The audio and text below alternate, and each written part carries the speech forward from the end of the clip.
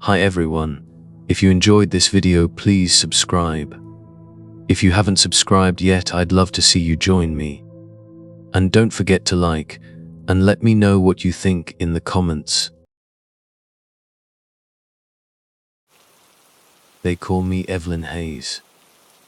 I'm 32 years old, and this is the messed up story of what happened to me and my friends last spring. It all went down in the Great Smoky Mountains, specifically this place called Cades Cove. I rolled into Townsend, Tennessee, on a gloomy afternoon in April. Townsend calls itself the peaceful side of the Smokies, which is ironic considering what I was about to walk into. It's a short drive from the entrance to Cades Cove. I was there because of my job. I'm an investigative journalist. Too many people had gone missing around the park. Some disappearances were written off as accidents, others blamed on wild animals. A few were just unsolved. Something felt wrong. I wasn't going in alone. I brought a small team, each person handpicked for a reason. First, there was Jake Hockey Harding, our guide, 34, ex-Army Ranger. The guy could navigate anywhere, but he had a darkness to him, a troubled vibe that came out in his love for whiskey. Then we had Lena Night Owl Monroe, 29, a self-proclaimed paranormal investigator. She'd been bugging me for months about the local legends around Cades Cove. Mark Olson, 36, came along to film a documentary. He was a total skeptic, didn't believe in ghosts for a second, but figured a spooky story might make for good footage. And finally, there was Samir Techhead Patel, 31. Sam was our tech guy, drones, thermal cameras, audio recorders, you name it. Brilliant with electronics, but always on edge, expecting the worst. We met up in the parking lot of this rundown motel. The plan was simple, at least on paper. Document what we found in Cades Cove Valley and hopefully catch some evidence of the weird stuff I'd been reading about. Specifically, the legend of the Weeping Woman. Locals called her the ghost of Abigail Crowley, some old settler supposedly vanished after her kids were murdered back in the 1800s. The story was she still haunted the woods, luring people to their doom. Folklore, maybe, but too many hikers had vanished in that area. I needed answers. I wanted to know what the hell was really going on. The official number of missing hikers was high enough to make you wonder, but everything was always swept under the rug, quietly resolved, or just plain forgotten. Our first sign of trouble hit us the very next day. We drove into the park early, parking near Loop Road, which circles Cades Cove. Morning air was sharp and cold, mountains rising up around us like green prison walls. Sam tried to launch his drone to get some aerial shots, but the controller wouldn't connect. Then, the drone just spaced out, shot straight up on its own, and slammed into a tree, snapping 2 rotors clean off. What the? I heard Sam mutter, freaked out. I didn't even touch anything. He was rattled. And not just about the busted drone. It felt personal, like something was messing with us on purpose. We tried to laugh it off, but I could see it had gotten to him. We shrugged it off as best we could and hiked deeper into the woods. Jake led the way, taking us off the beaten path. The main tourist trails were packed with families and bikes, but we wanted to go remote, somewhere people rarely went. We set up camp in a small clearing surrounded by tall pines. Sunset was coming, and Lena was already out, scanning the tree line with her night vision camera, practically vibrating with excitement for any sign of the supernatural. You won't believe the stories I've heard, she whispered, voice hushed. Eerie moans, orbs of light.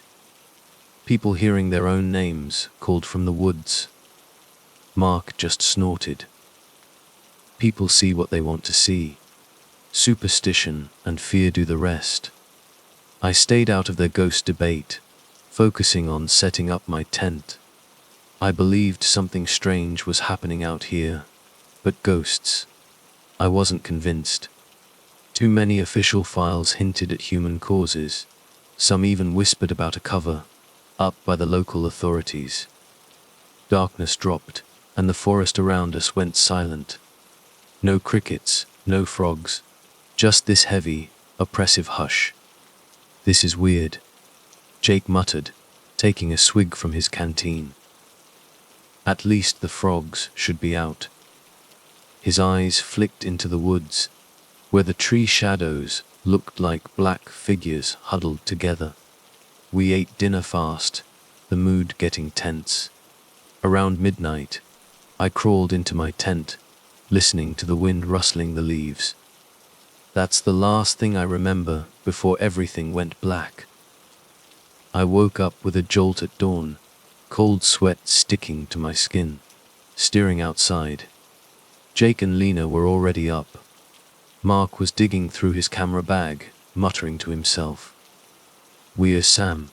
I asked. Mark frowned. Probably overslept. He wasn't in his tent. Sam's tent was empty. Gear scattered everywhere. And then I saw them, deep slashes in the tent fabric, like something had ripped through it with claws or a knife. "Sam!" I yelled, panic spiking. The forest just swallowed my voice. We searched the edge of the camp, calling his name. "Over here," Lena shouted. I ran to her. She pointed to a narrow trail leading off between moss-covered rocks. Sam's footprints. They led that way then, just stopped. In the middle of a small clearing. No struggle, nothing. Just empty space, like he'd vanished mid-step. A faint breeze rustled the leaves overhead, and I felt this cold prickle on my skin, like we were being watched. Jake's jaw tightened. "We need help," he said, voice low. "We can't just wander around here blind. Let's get a ranger or something." Getting a ranger seemed like the only smart move. We followed a trail that Jake figured would lead us back towards the main loop road. Eventually, we stumbled upon a small ranger station. Inside, a tall middle-aged guy with broad shoulders and a crisp uniform stood behind a counter. His name tag read, D. Ray. He watched us cautiously as we rushed in, explaining about Sam's disappearance. "You said his footprints just stopped?" Ranger Douglas Ray asked, his voice polite, but something in his eyes felt guarded, like he was already shutting us down. "Terrain's tricky. Might have been animal prints covering the rest." It was a weak explanation, but we were desperate for any help. He promised to organize a search, told us to stay put nearby. He even offered for us to wait at the station until help arrived. But Lena was already pushing back, insisting we keep searching ourselves. I agreed. My gut was screaming that time was running out. Sam could be hurt, or worse. Just then, I caught a glimpse of Ray's office door. It was cracked open, and I saw a map on the wall, covered in red pins. A bunch of them clustered right in the area where Sam had vanished. Before I could ask about it, Ray slammed the door shut, saying he'd be in touch soon. We left the station feeling even more uneasy than before. Mark was already fuming. "Did you see how fast he tried to brush us off? Didn't even take notes." Jake rubbed his temples, clearly frustrated. Lena just stared back at the station as we walked away, her face unreadable. We spent the rest of the day combing the woods, nothing. By evening, we were exhausted and still empty-handed. We set up a new camp, determined not to give up. That night, sleep was impossible. I kept hearing this faint, mournful cry echoing through the trees. Around 2 a.m., I heard rustling outside my tent. I grabbed my flashlight and stepped out. Lena was already there, outside her tent, scanning the area. Then I saw it, a figure at the edge of our camp. A woman, torn, dirty dress, shoulders shaking as she sobbed. "Hello," I called out, taking a step forward. She raised her head, and for a split second, her eyes locked with mine. Then, she just vanished. Gone, like she'd never been there. My heart hammered in my chest. Lena's face was white. "I saw her too," she whispered. The weeping woman that had to be her. Sleep was officially cancelled after that. As soon as it was light, we packed up and moved on. Plan was to circle back to the ranger station, see if they'd actually started a search. A few hours into hiking, following some barely their trail, we stumbled across an old, falling apart church. We must have gotten way off course, because I'd never seen it on any map. Windows were busted out, vines crawling all over the rotting wood walls. The doors hung crooked, just inviting you to look inside at the darkness and dust. Something about it felt wrong, like a punch to the gut. The hairs on the back of my neck stood up. "This place is ancient," Mark muttered, lifting his camera. "Has to be from the 1800s. Lena's eyes lit up with this creepy curiosity. "I want to see inside." Floorboards groaned under our weight as we stepped in. Dust motes danced in the sunlight, slicing through the broken roof. Then Lena gasped. Scattered all over the pews were bones. Small animal bones, maybe, but mixed in were larger ones, shapes that looked way too much like human remains. My stomach twisted. This wasn't just an abandoned church. It was some kind of crypt. We moved forward, hearts pounding in our ears. Suddenly, from underneath the church floor, we heard a muffled cry. Jake and I exchanged a look. "Sam," I breathed. Adrenaline surged through me. We frantically started pulling at the loose boards near the altar. They came free with a splintering groan, opening up a hidden chamber below. The stench of rot and decay hit us like a wave. In the dim light, we saw old coffins stacked up like firewood. Some were smashed open, bones spilling out. But what made my blood run cold were the fresh remains, mixed in its skeletal in some places, still decomposing in others. This wasn't just a graveyard. It was a graveyard of the missing. Then, a figure moved in the corner of the chamber. "Sam," I called out again. He was slumped against the stone wall, eyes half-lidded. We scrambled down into the chamber, shaking him awake. His skin was ice-cold, clammy. His gear was gone. Dried blood matted his hair. "Evelyn," he croaked, voice barely a whisper. "We got you, Sam." I whispered back, relief flooding through me. "Let's get you out of here." We hauled him out of the chamber. He was delirious, barely able to stand. But before we could even get out of the church, footsteps approached. Faint click of a gun being cocked. Ranger Douglas Ray stepped into the doorway, flanked by 2 armed men in plain clothes. My heart slammed against my ribs. "Thank God you're here," I stammered. "We found Sam. He needs help." Douglas's face was ice. "You weren't supposed to come this far," he said. The men aimed their rifles at us. And I knew right then. They weren't here to rescue anyone. One of the armed men grabbed Lena, yanking her away from me. She didn't even fight back. Instead, She turned to me, eyes wide with this sick, guilty look. "I'm sorry, Evelyn," she whispered. My mind went blank. "Lena, what's going on?" Ranger Ray answered for her, his voice like ice. "Your friend here's been poking around in matters that don't concern her." "Government matters?" Lena looked away, trembling. "I wanted to expose them, Evelyn. I wanted proof. The rumors about people disappearing, about the local authorities covering it up.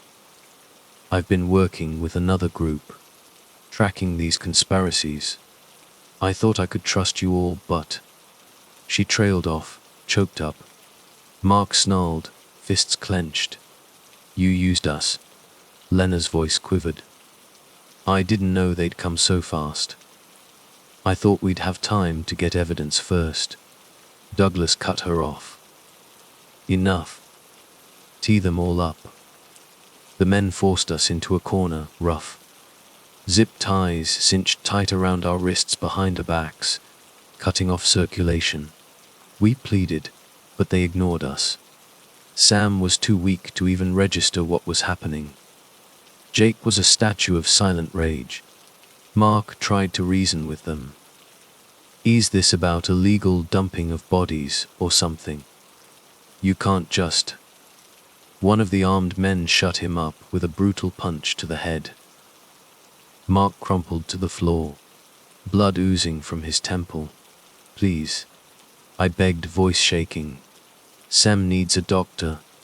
Douglas just shook his head, a cold sneer twisting his lips. "You know how many bodies we've had to bury out here? People wander where they shouldn't. This place has a history best left alone. Whatever's in these woods, it doesn't belong in your documentary. Best we can do is keep the area contained. Keep the public calm."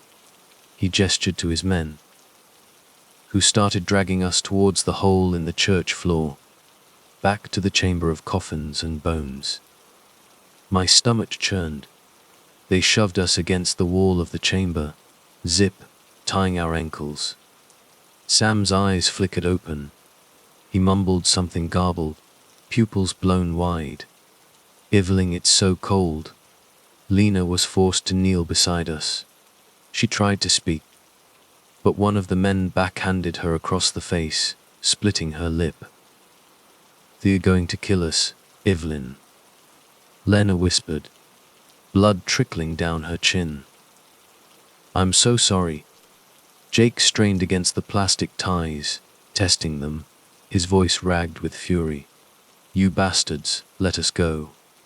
Douglas just stared at us for a long moment. Then, he grabbed Lena by her hair, yanking her head back. "You want to show the world a story?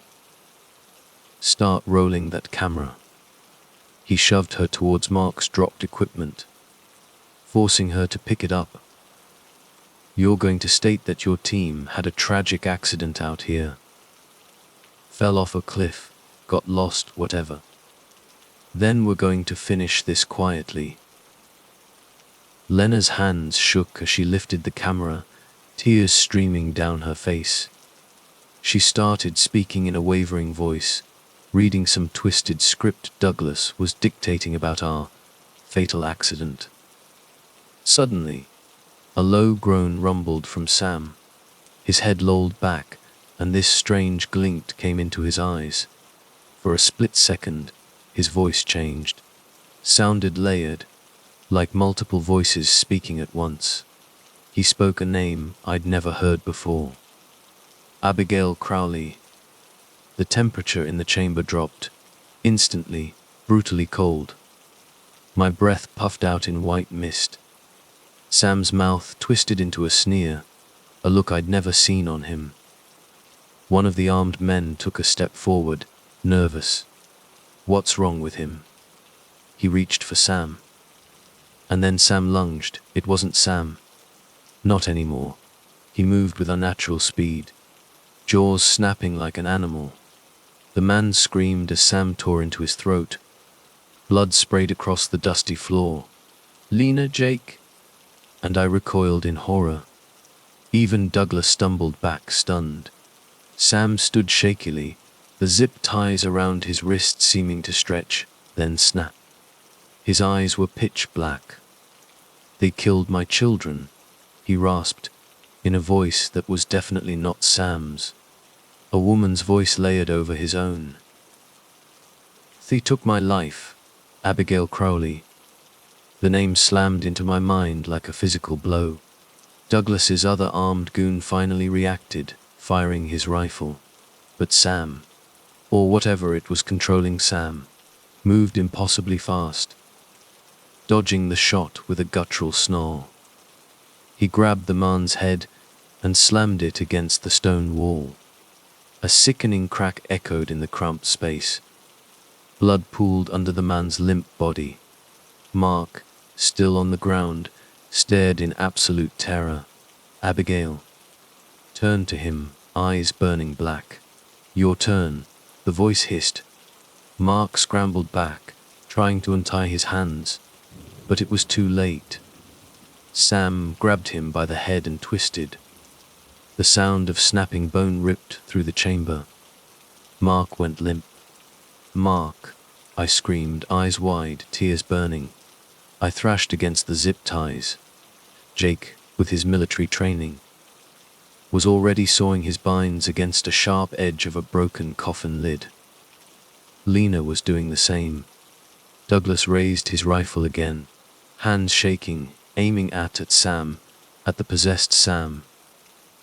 Abigail pinned him with a glare. "You hid the truth." That layered voice snarled. "You let them bury me over and over." A shot thundered in the cramped space. Sam staggered back, but he didn't fall. With a roar, he charged. I braced for another shot, for I didn't even know what. But as Sam lunged, Jake shoved me hard to the side. We crashed down together behind a rotted coffin. We heard a second shot, a furious scream, and then silence. When I dared to peek over the broken wood, Sam was gone. Douglas lay bleeding on the floor, eyes wide, chest heaving, but still alive. Lena had managed to break free from her zip ties. Jake was already loose, helping me up. We were both battered, terrified. We had to get the hell out of that place. The stench of blood and decay was making me dizzy. Lena grabbed one of Mark's cameras. She looked torn, like she couldn't decide if she wanted evidence more than she wanted to run. Finally, she shoved it into her pack. "We can't just leave Sam," she whispered. Jake spat on the ground. That wasn't Sam anymore. His voice cracked. This guy had been our friend, our comrade for days. Now he was a monster, or possessed by something that was pure nightmare fuel. We heard scraping from above. Footsteps. "Sam." Douglas coughed, blood bubbling from his lips. You don't understand," he choked out. "This place is cursed." We were just keeping it quiet. Without another word, Jake and Lena hauled me towards a set of crumbling steps leading out of the back of the church. We burst out into the forest, hearts hammering. The woods seemed darker now, heavier. The sky was swallowed up by thick, gathering clouds. Shots rang out again from inside the church, muffled by the stone walls. I could only guess what was happening in there. We stumbled through the undergrowth, half running, half limping, just trying to get away from the nightmare. Our only goal was help, real help. We crashed through the woods until we found an old ranger outpost. Abandoned, it looked like, but the door was unlocked. Inside, there was a radio. Jake fiddled with it, trying to get a signal. Static crackled, then faint voices. "Ranger station, do you copy? Help!" I shouted into the receiver, voice shaking. "This is Evelyn Hayes. We have an emergency in Cades Cove. People are dead. Please. We need medical." A calm, male voice crackled back through the radio. "This is Agent Brown with the FBI. Stay where you are, Miss Hayes. We're on our way." The FBI. Relief mixed with a fresh wave of fear. Within the hour, a fleet of unmarked black SUVs roared up outside the outpost. Men in suits, but they moved like paramilitary, piled out, armed to the teeth. One of them, tall, clean-cut, in a dark jacket, stepped inside. "Miss Hayes, I'm Agent Brown," he said, flashing a badge too fast to read. "We got word of an incident involving a rogue ranger. Are you hurt?"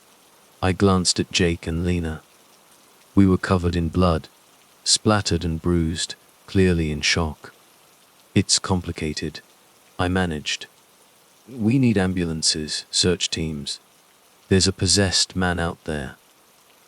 He killed Mark and others." Agent Brown's face didn't change. No surprise, no emotion.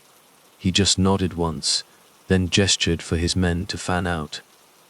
Two of them escorted Lena, Jake, and me outside.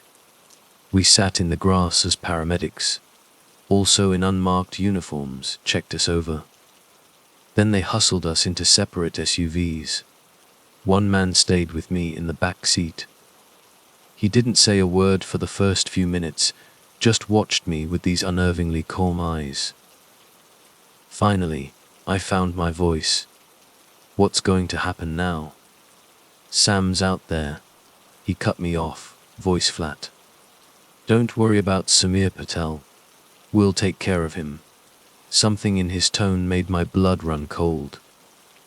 "Where are we going?" I demanded. "We have a facility nearby. You'll receive medical treatment." I turned to see Jake and Lena being loaded into other vehicles. Jake looked like he wanted to fight, to protest, but a stern-faced agent steered him away. Lena's eyes met mine, and I saw pure, raw fear. This wasn't a rescue. It was something else entirely. They took us to a makeshift field station near the park boundary. Black helicopters, tents springing up in a clearing, men carrying ominous crates in and out. A digital sign flashed. "Restricted federal property." We were separated, each of us pulled into different tents for questioning by different agents. My interviewer was Agent Brown himself. He was disconcertingly relaxed as he asked me to recount everything, every detail, where we'd gone, what we'd found, how Sam had changed. I told him the truth, everything. He scribbled notes, nodding occasionally. When I finished, he set his pen down. "Miss Hayes, you understand that if the public knew about these events, there would be panic. There's a lot at stake. National security, for one." "National security," I repeated, confused then angry. "We saw a ghost or something. We saw government people covering up murders." Brown's eyes narrowed slightly. "I can't comment on the specifics, but we do appreciate your cooperation." I didn't know what to say. My hands were shaking. I felt like a prisoner, not a victim. After a while, he excused himself, leaving me alone in the tent, trembling. Grief washed over me, heavy and cold, as I thought of Mark. Sam, lost, possessed by that vengeful thing. I worried about Jake and Lena. I had no clue how we'd get out of this. Time blurred. Eventually, another agent came in, handed me a bottle of water, and told me to get in a van waiting outside. When I got in, Jake was slumped in the back seat, a bandage on his arm, eyes full of wary relief at seeing me. Lena wasn't there. "Where's Lena?" I croaked, leaning forward. Jake's voice was tight. "They took her somewhere else." I swallowed hard. "Is she?" He didn't answer. The van started moving. We drove for hours, it felt like, before they dropped us off at a small clinic outside the park. The agents told us we could collect our things from the motel and go home. But they also gave us a stark warning. "Forget what you saw," one of them said, voice like ice. "If you value your safety." We stumbled out, free, but completely traumatized. No official statements, no apologies, no explanations. Just silent dismissal. Jake and I went our separate ways after that. We were both in shock. He was leaving Tennessee immediately, heading west. Done with the Smokies forever. And I couldn't blame him. I went back to my motel room, half expecting more agents to be waiting. But it was empty. I spent the night drinking cheap whiskey to numb my nerves, replaying the horrors in my mind. Mark's last moments. Sam's possession. The broken bodies in that church. Lena's betrayal, and then disappearance. The FBI's swift, chilling intervention. My phone buzzed a few times, missed calls from my editor, from colleagues. I ignored them, no idea how to even begin to explain any of this. Eventually, I drove back home to Nashville, thinking maybe, just maybe, I could salvage some piece of the story. I tried contacting the park about the missing men, about Sam and Mark. Nothing but automated replies or polite rejections. No record of them. No Ranga Douglas Ray. No Samir Patel. Just radio silence. A week later, a plain envelope arrived at my apartment, no return address. Inside, a single photograph. A still frame from Mark's camera, I guessed. Sam, sitting in that underground chamber, eyes black pits. The dim glow of a flashlight catching the blood smeared across his face. I burned it immediately, terrified. I tried to track down Lena. Her social media vanished. Phone disconnected. Even Jake had gone silent, disappeared. I was alone with the nightmares. And no one would ever believe my story. No evidence. At night, sometimes I think I hear Sam's voice outside my window, whispering my name. Other times, I swear I see a figure in a ragged dress, standing at the far end of my street, weeping softly before fading away. I want to tell myself it's just PTSD, just my mind playing tricks. But deep down, I know the Smoky Mountains keep their secrets close. Secrets older than any of us, guarded by men who will do anything to keep the truth buried. And somewhere in those dark woods, the spirit of Abigail Crowley still roams, hungry for the vengeance that stole her life centuries ago. So, this is my story. Believe it or don't. Just know this, if you ever find yourself in Cade's Cove, if you see a pale figure crying by the tree line, turn around. Don't follow her. Don't let yourself be drawn in. Because no one will save you out there. And if you vanish, you'll just become another mystery, another name to be covered up, another unsolved case locked away in a file no one is ever allowed to see. I'm Evelyn Hayes, 32 years old. I survived the haunting of Cade's Cove, but part of me never left those woods. And if you go there, neither will you. My name is Ava Calloway. I was 30 when it happened, out in the Black Hills of South Dakota. Even now, years later, I still wake up drenched in a cold sweat, heart hammering, wondering if I can ever truly escape the memory. I grew up in Rapid City, right on the edge of those ancient, brooding hills. But after my brother died in a wreck a few years back, I ran to Denver. He was the one who showed me the wild beauty of the outdoors, hiking, camping, and capturing it all through a camera lens. Funny thing, even though his death was tied to the road, I found myself pulled back to the very place we explored together. So, when this documentary gig came up, legends and unsolved disappearances of the Black Hills. I couldn't say no. Julian Grayson, the filmmaker behind it, had this idea. He'd heard whispers of something spectral, something the locals called a banshee, haunting the thick pine forests and shadowy canyons near Spearfish Canyon. His plan was simple: a small team, a week of hiking, and enough footage to drop a compelling online doc. I signed on for a few reasons. 1. I'm a photographer, always chasing the perfect shot. 2. And I'm being honest here, a part of me wanted to stare into the face of the supernatural, to prove it or debunk it. Curiosity, maybe a touch of recklessness. Julian was my age, give or take a year. Good looking in a way that felt practiced, charming, but with this restless energy that set off alarm bells in my head.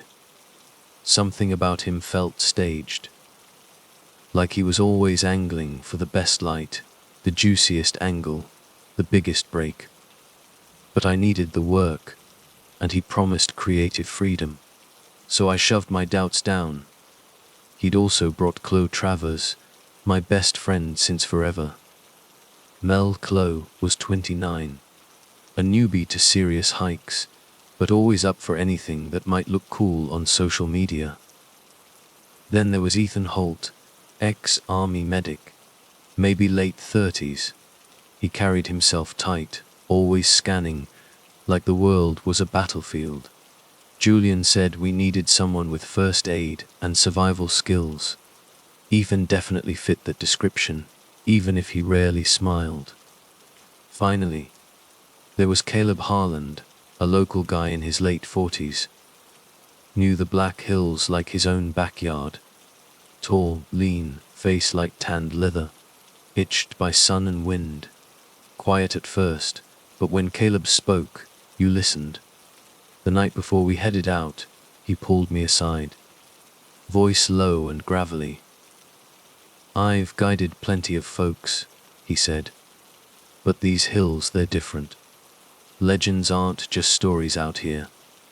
Don't go wandering too deep." I laughed it off. Nerves, right? But Caleb just kept that heavy look in his eyes. "I'm serious, Ava. The banshee, it's not just an omen. Some say it causes death, not just predicts it." I thanked him for the warning, tried to sleep, but his words hung in the air, thick and cold. Our trek started near Spearfish Canyon. The plan was to hit some of the less traveled trails, then set up a base camp deeper in the wilderness. From there, we'd branch out each day, hunting for those rumored paranormal hotspots. Day 1 was easy enough.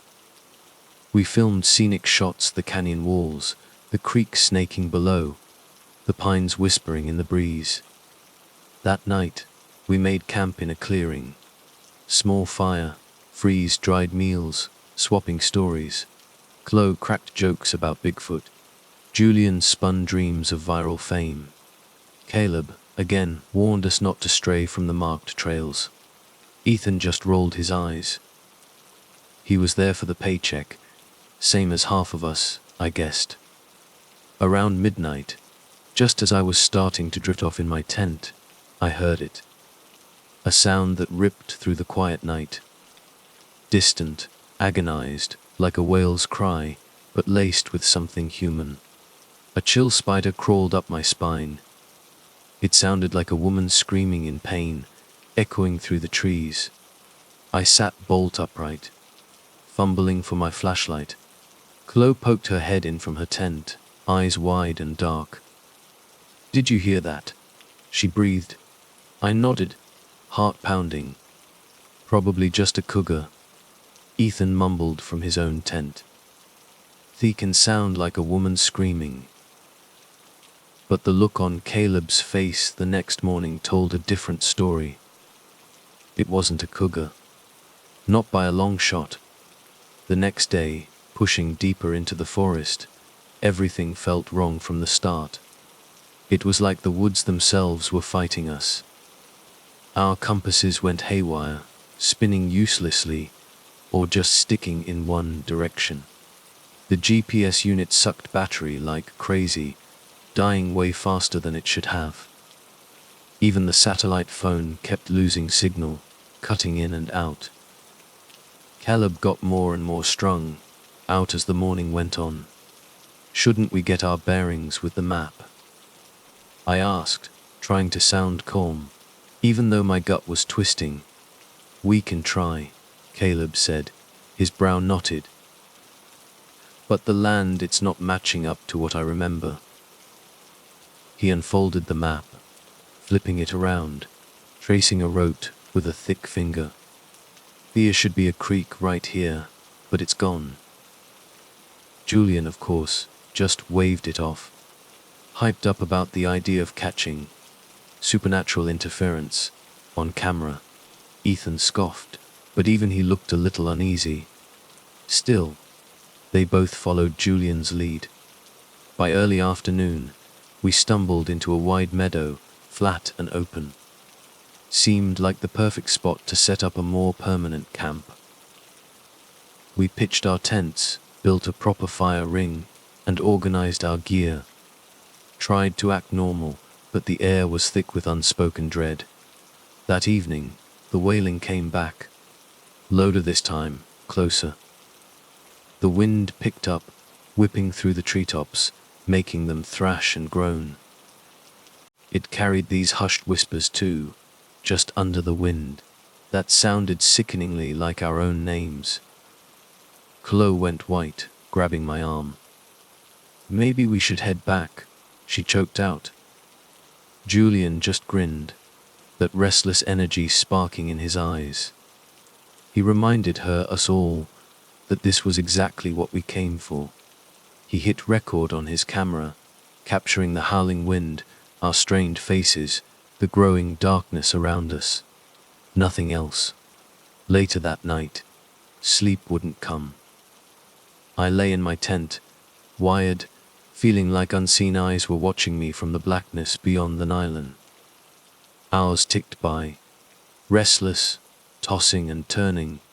I heard a rustling right outside my tent. Thinking it might be Chloe needing to talk, I unzipped the flap and peered out. Nothing. Just emptiness. But the leaves on the ground were disturbed, like something had moved through. Footprints, leading away from our campsite, circling around. I followed them until they just vanished near Ethan's tent. Now properly freaked, I scrambled back inside and zipped myself in tight. Morning brought worse. Julian's backpack was gone. Vanished. He'd left it right outside his tent, like always, but nobody heard a thing. Caleb suggested maybe a person, maybe even an animal. But his voice shook when he said it. Tension blew up fast that day. We were down on supplies, and nobody had a clue where Julian's gear went. Julian went off on Caleb, accusing him of being careless, of not knowing the woods as well as he claimed. Caleb snapped back, blaming Julian for ignoring his warnings in the first place. Ethan, trying to play peacekeeper, ended up shoving Julian, who nearly stumbled right into the fire pit. Chloe was pleading with everyone to calm down, tears welling in her eyes. I stepped in, trying to be the voice of reason. We needed to regroup, make a plan. Caleb was all for turning back, right then and there. But Julian was having none of it. This is it, he yelled, eyes wild with this manic excitement. This is what we need to capture. Real, unexplained activity. This is gold. I saw it then, clear as day. Julian's ambition had completely swallowed any sense of caution he might have started with. And that scared me more than any ghost story. Caleb just muttered, quiet but deadly serious, "It's not worth dying for." That night, the wailing came again, so close this time. It felt like it was right outside our tents, breathing down our necks. I shut up, heart slamming against my ribs, unzipping the tent flap. Flashlight beam cutting through the dark. Ethan stumbled out too, eyes darting around, his usual cool mask cracked, showing real panic underneath. Caleb was gone. We searched the campsite, flashlights cutting shaky paths through the trees, calling Caleb's name until our voices were raw. Half an hour, maybe more. Then we found him. He was hanging from a low branch, body limp, arms dangling at his sides, throat slit open, a jagged, brutal wound. But there was no blood on the ground beneath him. Nothing. It was like someone had drained him somewhere else, and just hung him there, like some kind of sick trophy. Chloe just broke. Sobbing, gasping, completely unraveling. Ethan looked like he was about to shatter, face pale, eyes wide and unfocused. Julian, unbelievably, was still filming, hands shaking so bad the camera jiggled, but still driven to capture every gruesome detail. I felt sick. My stomach churned, bile rising in my throat. My mind was a whirlwind of questions. Who could do this? Why no blood? And Caleb's facey twisted in this scream of terror. We got Caleb down, laid him out on the ground, covered him with a tarp. Nobody slept after that. The hours crawled by until dawn, thick with a silence heavier than any sound. Then Ethan started acting strange, mumbling in his sleep, tossing and turning, his voice dropping into this low, guttural growl that was nothing like his usual voice. I knelt beside him, shook his shoulder. His eyes snapped open, pupils blown wide, black and empty, like they barely saw me. "They're here," he whispered, voice thick and slurred. Then his eyes rolled back up, and he went limp again.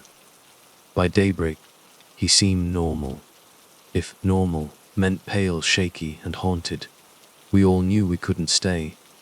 Dead guide, no working GPS, and something evil circling us in the dark. Chloe was frantic, demanding we leave now. Julian, predictably, argued we needed proof, solid footage, before we gave up. Another shouting match exploded between them, raw nerves and fear turning into anger. Finally, Ethan just yelled, "Stop," and that shut everyone up cold. We'd pack up, get out. No matter how long it took. Except it was already too late. When we started taking down the tents, Ethan vanished. 1 second he was there, helping Chloe pack up the cookware, the next gone. Just gone. Leaving only footprints leading straight into the trees. Chloe and I screamed his name again and again. Nothing. Julian, stubborn to the end, insisted on searching for a few hours. We grabbed what supplies we could carry in our day packs and followed Ethan's tracks. The trail led deeper and deeper into the woods, twisting and turning, doubling back on itself. Twice, we lost the footprints completely, only to find them again, suddenly, in another direction. It felt deliberate, like some sick game, like we were being lured. We should have turned back then. Every instinct screamed at me to run. But our friend was missing. We kept going. Finally, the footprints led us to a small cave entrance, hidden behind a curtain of moss. My heart hammered against my ribs.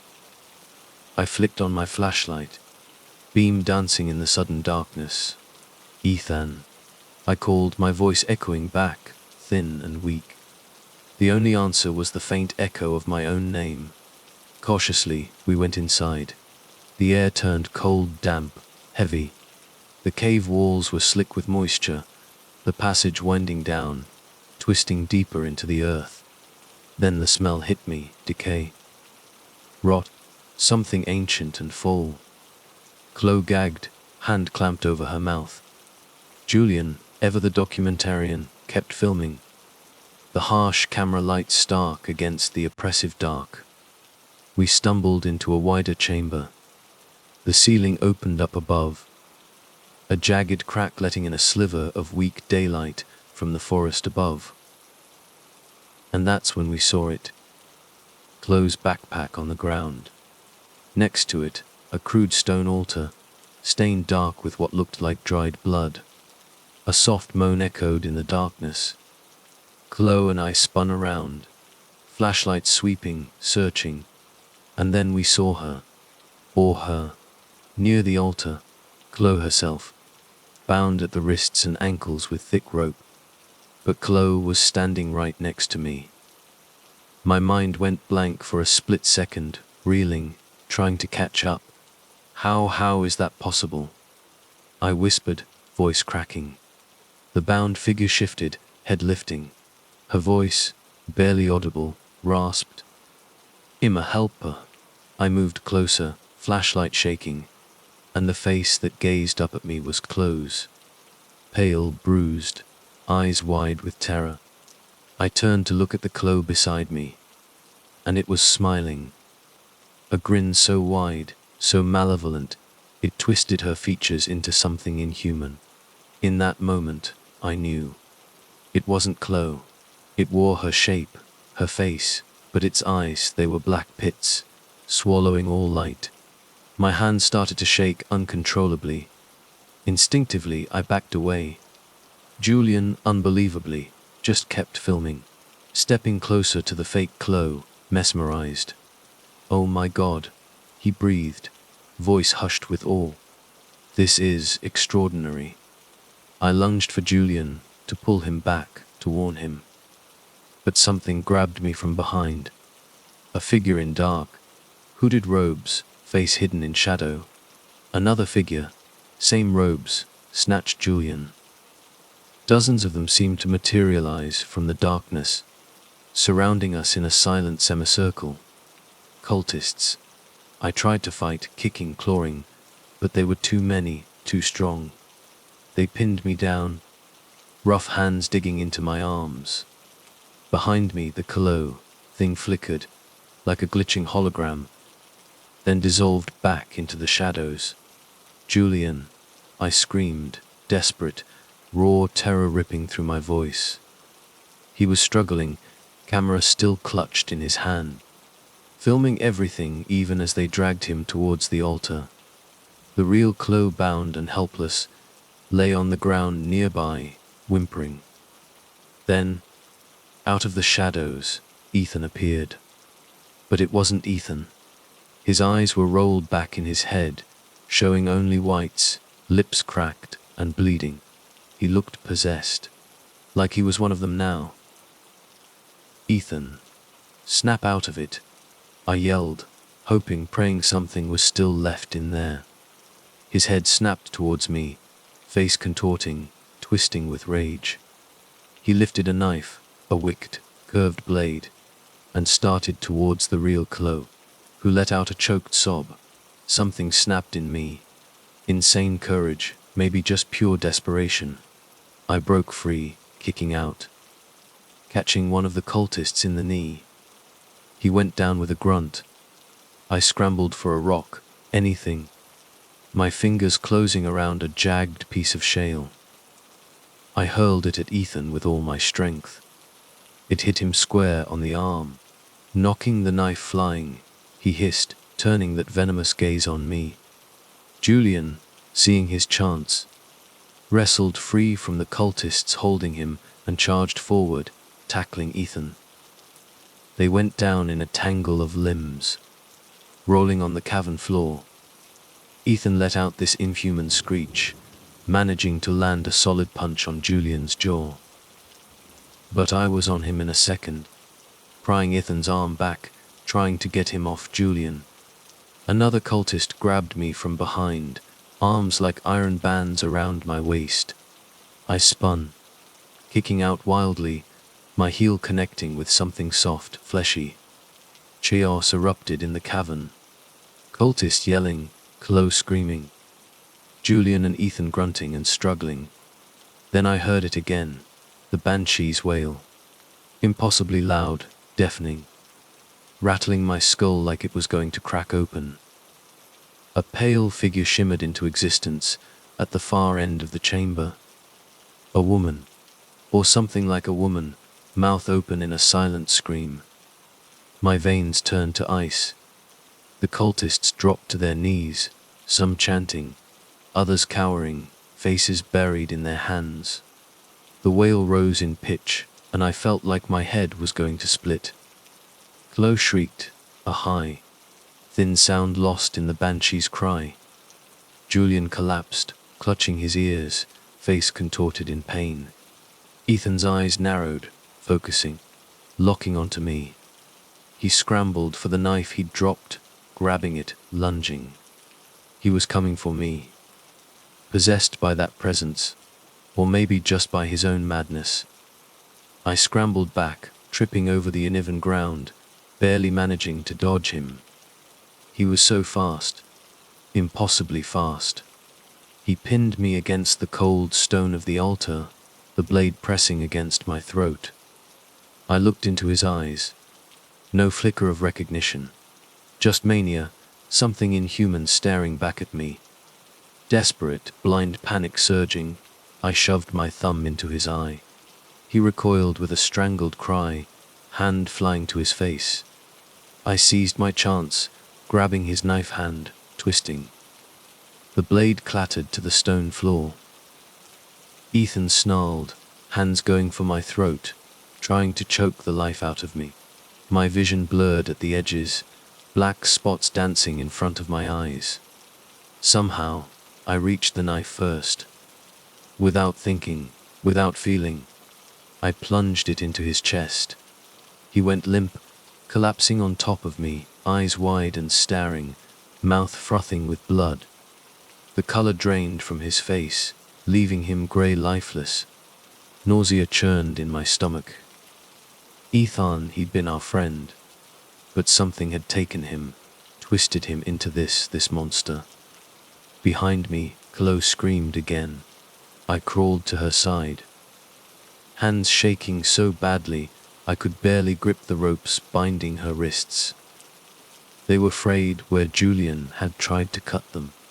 I fumbled for my own knife, finished the job freeing her. She blinked up at me, disoriented, eyes bloodshot bit there. Thank God, she was still there, but badly hurt, bleeding from cuts and scrapes. I tried to lift her, but she was dead weight, and my own strength was fading fast. Avant, she managed, voice weak, get out. Julian was gone, nowhere to be seen. Then I spotted him, a few feet away, pinned to the cavern wall by two cultists. One of them wore a twisted mask, leering, raising a jagged blade. But the banshee's wail echoed again, halting the cultist mid-strike. At first, for a split second, I thought it might be saving us. Then I understood. The banshee was indifferent. A force of nature, a storm in the shape of a woman. Her presence just sowing terror, indiscriminately. I hauled Chloe onto my shoulder, adrenaline screaming through my veins. Staggered towards the tunnel entrance. The cultists were scrambling in confusion, some shrieking about a sacrifice unfulfilled. Others chanting, trying to appease the banshee.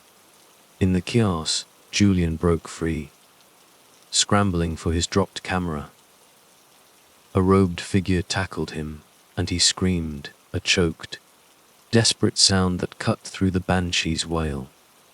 I made a split-second choice. I couldn't save him and carry Chloe. I've never felt a greater pang of guilt in my life. I stumbled into the tunnel, Chloe's ragged breathing in my ear, my flashlight beam flickering, threatening to die, to plunge us into total darkness. I kept going, tears burning my eyes, the banshee's wail reverberating behind us, feeling like my skull was being crushed.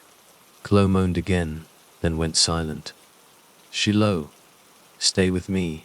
I stopped, dropping to my knees, pressing 2 fingers to her neck. A weak pulse. She was alive, but fading fast. Finally, the tunnel opened out into the forest. Dawn light spilled through the pines, weak and pale. I drew in a shuddering breath, collapsing onto my knees, head pounding, disoriented. I had no idea where we were, only that we weren't safe. Not yet. Not if the cultists, or the banshee itself, followed. We'd be finished. Somehow, I found the strength to stand again. I carried Chloe, stumbling over narrow trails and rocky outcrops, searching for any sign of anything. Civilization. Help. Hours blurred together. Once, I thought I heard footsteps behind me, but it turned out to be just the echo of my own, or maybe a trick of the wind. Eventually, I stumbled onto a dirt road. A real road, rutted and uneven, but a road nonetheless. It led to a ranger station, I hoped, prayed. I collapsed there, Chloe still unconscious, heavy in my arms. My memory of what happened next is hazy. Headlights, voices calling out. Then, nothing but white. I woke up in a hospital bed, an IV drip in my arm. Officials told me they'd found Chloe. Critical condition. She died 3 days later. Internal bleeding, massive trauma. Exposure. They asked about the others. Ethan, Julian, Caleb. I told them as much as I could, leaving out the banshee, the cult. I was too afraid they'd lock me up, call me crazy. But something in their eyes, they knew more than they let on. The local sheriff seemed genuinely concerned, asking for every detail. Then 2 men in suits showed up, flashing FBI badges. They questioned me for hours, never once acknowledging the possibility of anything supernatural. They probed about our clandestine activities, implied we might have been mixed up with some kind of criminal group. In the end, they told me the official story would be animal attacks and exposure. I protested, but they didn't budge. One of them, lean, with these piercing, cold eyes, whispered as he left, "Some things aren't meant to be found." His tone sent a chill deep into my bones. A warning, stay silent. The next day, I tried to get the footage from Julian's memory cards. Blank, corrupted. Every photo, every video I'd taken gone. Official documents about the incident vanished too. Our trip erased. Like we'd never set foot in those woods. I learned later no bodies were ever recovered, except for Caleb's. Ethan and Julian were listed as missing, presumed dead. I moved back to Denver soon after. Tried to pick up the pieces of my life, bury the nightmares. But the banshee's cry, it haunted me. Some nights, I swear I can still hear it, echoing outside my window, carried on the wind. Weeks after I got back, I caught my reflection in the dark glass of my apartment window at dusk. It didn't move when I did. Just stood there, motionless, lips parted, as if screaming silently. I turned on every light, heart hammering, but there was no one there. Just me. Alone. I should have known then I'd never really escape the Black Hills. The final time, the wail came. It rattled my apartment walls. A warning, only for me. A single word whispered on the wind. Avor. I've done my best to write it all down here, to record the truth, even if the world refuses to believe it. This is what happened in the Black Hills.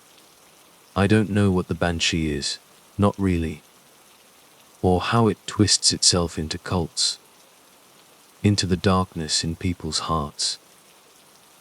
All I know is that something out there wants us to know we're never as safe as we think we are. And that sometimes, when death comes calling, it screams your name before it takes you. They call me Sawyer. I'm 43 years old, and what I'm about to tell you happened not too long ago, deep in the Ozark Mountains of Arkansas. I used to live way out there, miles from anyone. Thought being alone would keep me safe from the crazy of the world. Man, was I wrong. My cabin was small, built it myself, right on the edge of Winding Creek. My only buddy was Shadow, my black lab. Smartest dog I ever knew, been with me through thick and thin. Days were spent hunting, fishing, keeping to myself. Out there. I figured the biggest dangers were going hungry, the weather, or maybe some backwoods thief. Then 3 strangers showed up, and everything I thought I knew about being safe and alone went out the window. It started on a sharp fall afternoon. I was checking my snares when I heard voices cutting through the pine trees. That was weird. Hikers hardly ever got this far, and I always steered clear of them anyway. But these voices sounded lost. Even though my gut told me to stay put, I found myself moving closer. Shadow was right beside me. Sure enough, there they were. 2 men and a woman, standing ankle deep in mud on the trail, looking completely turned around. One was older, grey hair sticking out from under a beat-up cap, wore a worn-out camo jacket, and carried himself like he'd seen some real trouble. The second guy was younger, shaggy brown hair, definitely not built for the woods. Looked jumpy, like every twig snapping was a gunshot. The woman was around 30, camera bag slung over her shoulder, with this hard look in her eyes that told me she wasn't just out for a Sunday stroll. I should have turned around right then, but Shadow barked a hello before I could stop him. The 3 of them jumped, startled, and I stepped out, hands up to show I wasn't a threat. "Hello," the woman said, giving a weak smile. "We're a bit lost." "Looks that way," I replied. "Name's Sawyer. Folks around here just call me Sawyer. This is Shadow." They told me their names. The older guy was Silas, and the younger one was Finch. The woman was Raven. She said she was a journalist, digging into some missing persons cases around the area. Silas, she said, was her guide. "Looking for Marshall's Bend?" I asked, pointing south. "Town's that way." "Not Marshall's Bend," Raven told me, stepping closer. "We're looking for a place locals call the Old Church. Ruined building. Supposed to be way back in the woods." My pulse jumped. I'd heard whispers about an old, abandoned church hidden somewhere in these mountains. Stories about dark rituals, missing hikers, weird symbols carved into trees. A place people avoided. "You're better off heading back to civilization," I said. "That's not an option," she insisted. "People have vanished around here, and all the stories point back to that church. Silas here says he knows a way, but we're having trouble with the land and some gear issues." Silas just grimaced, like it wasn't his fault, but he didn't argue. Then Finch spoke up. "We could really use a hand, Mr. Sawyer. We'll pay you to guide us. Got plenty of supplies." I looked at them, one by one. Raven's stubborn look, Silas's doubtful stare, and Finch's pleading eyes. Against my better judgment, I sighed. "That place is bad news," I said. "But I can at least walk you close enough so you see what you're messing with. After that, you're on your own." Raven nodded, relieved. She tried to look tough, but I saw something like desperation in her eyes. "Thank you," she breathed. "I promise, we just want to see it." I didn't want anything to do with this, but some kind of duty, or maybe just plain dumb curiosity, made me think I should at least stop them from getting themselves killed.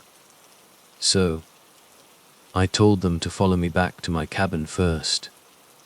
A detour where they could rest up and fix any busted gear. Silas and Raven looked impressed at how remote my place was. Finch seemed fascinated, like he wanted to film it if he had a camera. While they drank water, I checked out their equipment. Their radios were dead, wouldn't even turn on.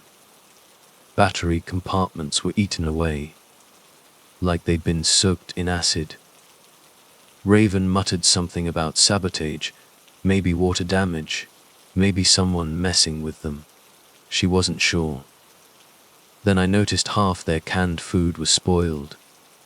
Metal was punctured, maybe from rough handling. But it looked more like someone did it on purpose. They were seriously unprepared for a trek into the backwoods. Still, I grudgingly shared some of my dried food and extra water bottles. When we set off again, Shadow trotted beside me, tail low. He kept whining, which wasn't like him. I figured it was the strangers, but part of me wondered if he sensed something else. We headed north, following the creek deeper into the woods. The Ozarks can be tricky, thick brush, endless hills, sudden drop-offs. After a few hours, Raven gasped and pointed to a clearing. There it was, the skeleton of an old campsite. Tent poles snapped, sleeping bags stiff with mold. A metal kettle rusted almost through. No sign of who left it behind. Nearby the half-buried ashes of a small campfire. And something else that made my stomach churn. A single shoe, child-sized, with the sole ripped off. Silas shook his head, face grim. "This is bad," he mumbled. Raven snapped pictures, eyes bright with a mix of horror and excitement. "Proof," she whispered. "This has to be connected to the disappearances." I felt a strong urge to turn back right then, but they were set on going forward, so we pressed on. Not even 30 minutes later, we found them. Bleached bones hanging from tree branches on pieces of twine. The way they were arranged was bizarre, almost like a ritual. Raccoon skulls, deer antlers, twisted into patterns I didn't recognize. Even Shadow growled at the sight. Danny looked like he was about to throw up. "Locals call those warnings," I said. "You see things like that, it's time to turn around." Raven gave me a hard look. "Who hangs them there, though? Kids messing around?" I shrugged, uneasy. "Not kids, most likely. Could be militia groups. Could be drug runners marking territory." Finch glanced at Silas, worried. "You said you knew these woods." Silas's lips tightened. "I knew the general area. But some places you just don't go." He turned to me, nodding at the bones. "What do you think?" I folded my arms, scanning the tree line. "I think something wants to keep people out," I said quietly. "Or maybe they're luring people in." We trudged on in tense silence. Afternoon faded into evening, and we decided to make camp near a rocky bluff overlooking a narrow ravine. Raven filmed the sunset, capturing this rust-red glow seeping through the trees. Night fell fast. We sat around a small fire, passing a thermos of coffee, trying to talk about anything but the bones. That's when we heard it, chanting, low and rhythmic, drifting on the wind. I couldn't tell if it was one voice or many, but it was definitely human. "Could be locals," Raven muttered, reaching for her camera. "But it sounds off." I slowly stood up, scanning the darkness. Even Shadow had gone stiff, hackles raised. Silas cursed under his breath. Finch whispered, "This is insane." But he was gripping his phone like he might record it. The chanting stopped as suddenly as it started, like it had never been there. Silence. The fire crackled. Shadow gave a low bark at the shadows, and we all listened. Nothing. We sat back down, but none of us really slept that night. Come morning, we found more weird signs. Symbols scratched into the ground around our camp. Little circles and crosses that we were sure hadn't been there before. Shadow's collar was unbuckled, lying a few feet from where he'd slept. The metal clasp was bent, like someone had pried it open with force. I checked him for injuries. He seemed okay, but it wasn't a good sign. Sawyer, Raven said nervously. We should keep going, right? We're close. I frowned. Closer than I'd like. My gut was screaming at me to send them packing, but Raven was set on her story. Finch confessed he wanted to shoot a documentary. Silas just seemed hungry for whatever money or fame might come of it. So, I led them deeper in. We didn't get far before the worst happened. Close to noon, as we followed a steep ridge, the chanting started again. Louder this time, more urgent. Then figures in tattered robes appeared from behind the boulders. Tall, gaunt shapes wearing deer skull masks, brandishing machetes. They moved fast, howling like animals. Shadow barked and charged at them, but they scattered, surrounding us from all sides. Silas fired a shot, hitting one square in the chest. The figure went down, screaming. Raven and Finch dropped to the ground. I barely got my sidearm out in time to block a machete swing that sliced across my shoulder. Pain shot through me, but adrenaline kept me going. I yelled for everyone to run, but in the chaos, Finch froze. Two of the masked attackers grabbed him, kicking and clawing as they dragged him into the brush. Raven rushed towards him, but another blade swung, nearly taking her head off. Silas fired again, shouting curses, but we were outnumbered, pinned down. Then, as fast as they came, most of the robed figures vanished, dragging Finch with them. Finch, Raven screamed. She tried to go after him, but I grabbed her. You can't. I hissed, eyes darting around for any sign of movement. They'll take you too. Silas clutched his side, blood soaking his shirt. He'd been slashed, but not too bad. Silence fell, except for Raven's ragged sobbing. The whole ambush couldn't have lasted more than a minute, but it was enough. Finch was gone. Silas was hurt. Blood oozed from my shoulder. Shadow limped back to my side, tail tucked between his legs. My brain was still reeling from what I'd just seen. The deer skull masks were horrifying, and the shrieking inhuman. We have to get Finch back, Raven insisted, voice trembling but firm.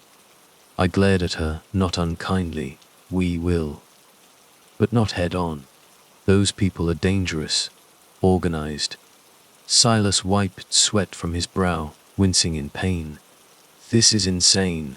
We need to get out of here, call the cops. And say what? I snapped. No cell service. Radios are toast. You really think the law is going to come racing out here for a bunch of rumors? By the time they get here, Finch could be.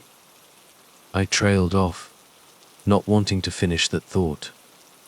Raven locked eyes with me, jaw set. That's why we need to go further. The church, it must be where they took him. I let out a long breath, feeling the sting in my shoulder. All right. But first, we patch ourselves up, and we move quiet. Real quiet. We spent the afternoon hiding in a shallow cave by a creek, cleaning our wounds with whiskey from Silas's flask. He was in worse shape than me, a deep gash on his ribs that wouldn't stop bleeding. Raven helped bandage it, which slowed the flow for now. The whole time, we listened for any sound of Finch or the robed figures. Nightfall was a nightmare.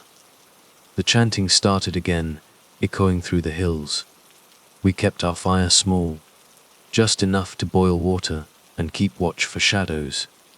At one point, Shadow started barking at the cave entrance. I jumped up, pistol raised, but saw only a shape dart away into the trees. They were playing with us. In the early hours before dawn, I nudged Raven awake. "Wu should move," I said. "They might expect us to stay put." Silas groaned, but managed to stand. Raven's eyes were bloodshot, but she grabbed her camera bag and nodded. We slipped out of the cave, quiet as ghosts, Shadow trailing reluctantly behind. After an hour of sneaking through the underbrush, we came upon a footpath that curved uphill. More bones hung from branches, rattling softly in the breeze. And then, through the thinning pines, I saw it. The church. My first glimpse of it sent a chill right through me. A broken steeple, sagging walls, shattered windows. Vines crawled across the stone like claws. Even from a distance, I could see a faint glow flickering through the windows. Candlelight, maybe. The chanting was louder here, a horrible, rhythmic drone that throbbed like a heartbeat.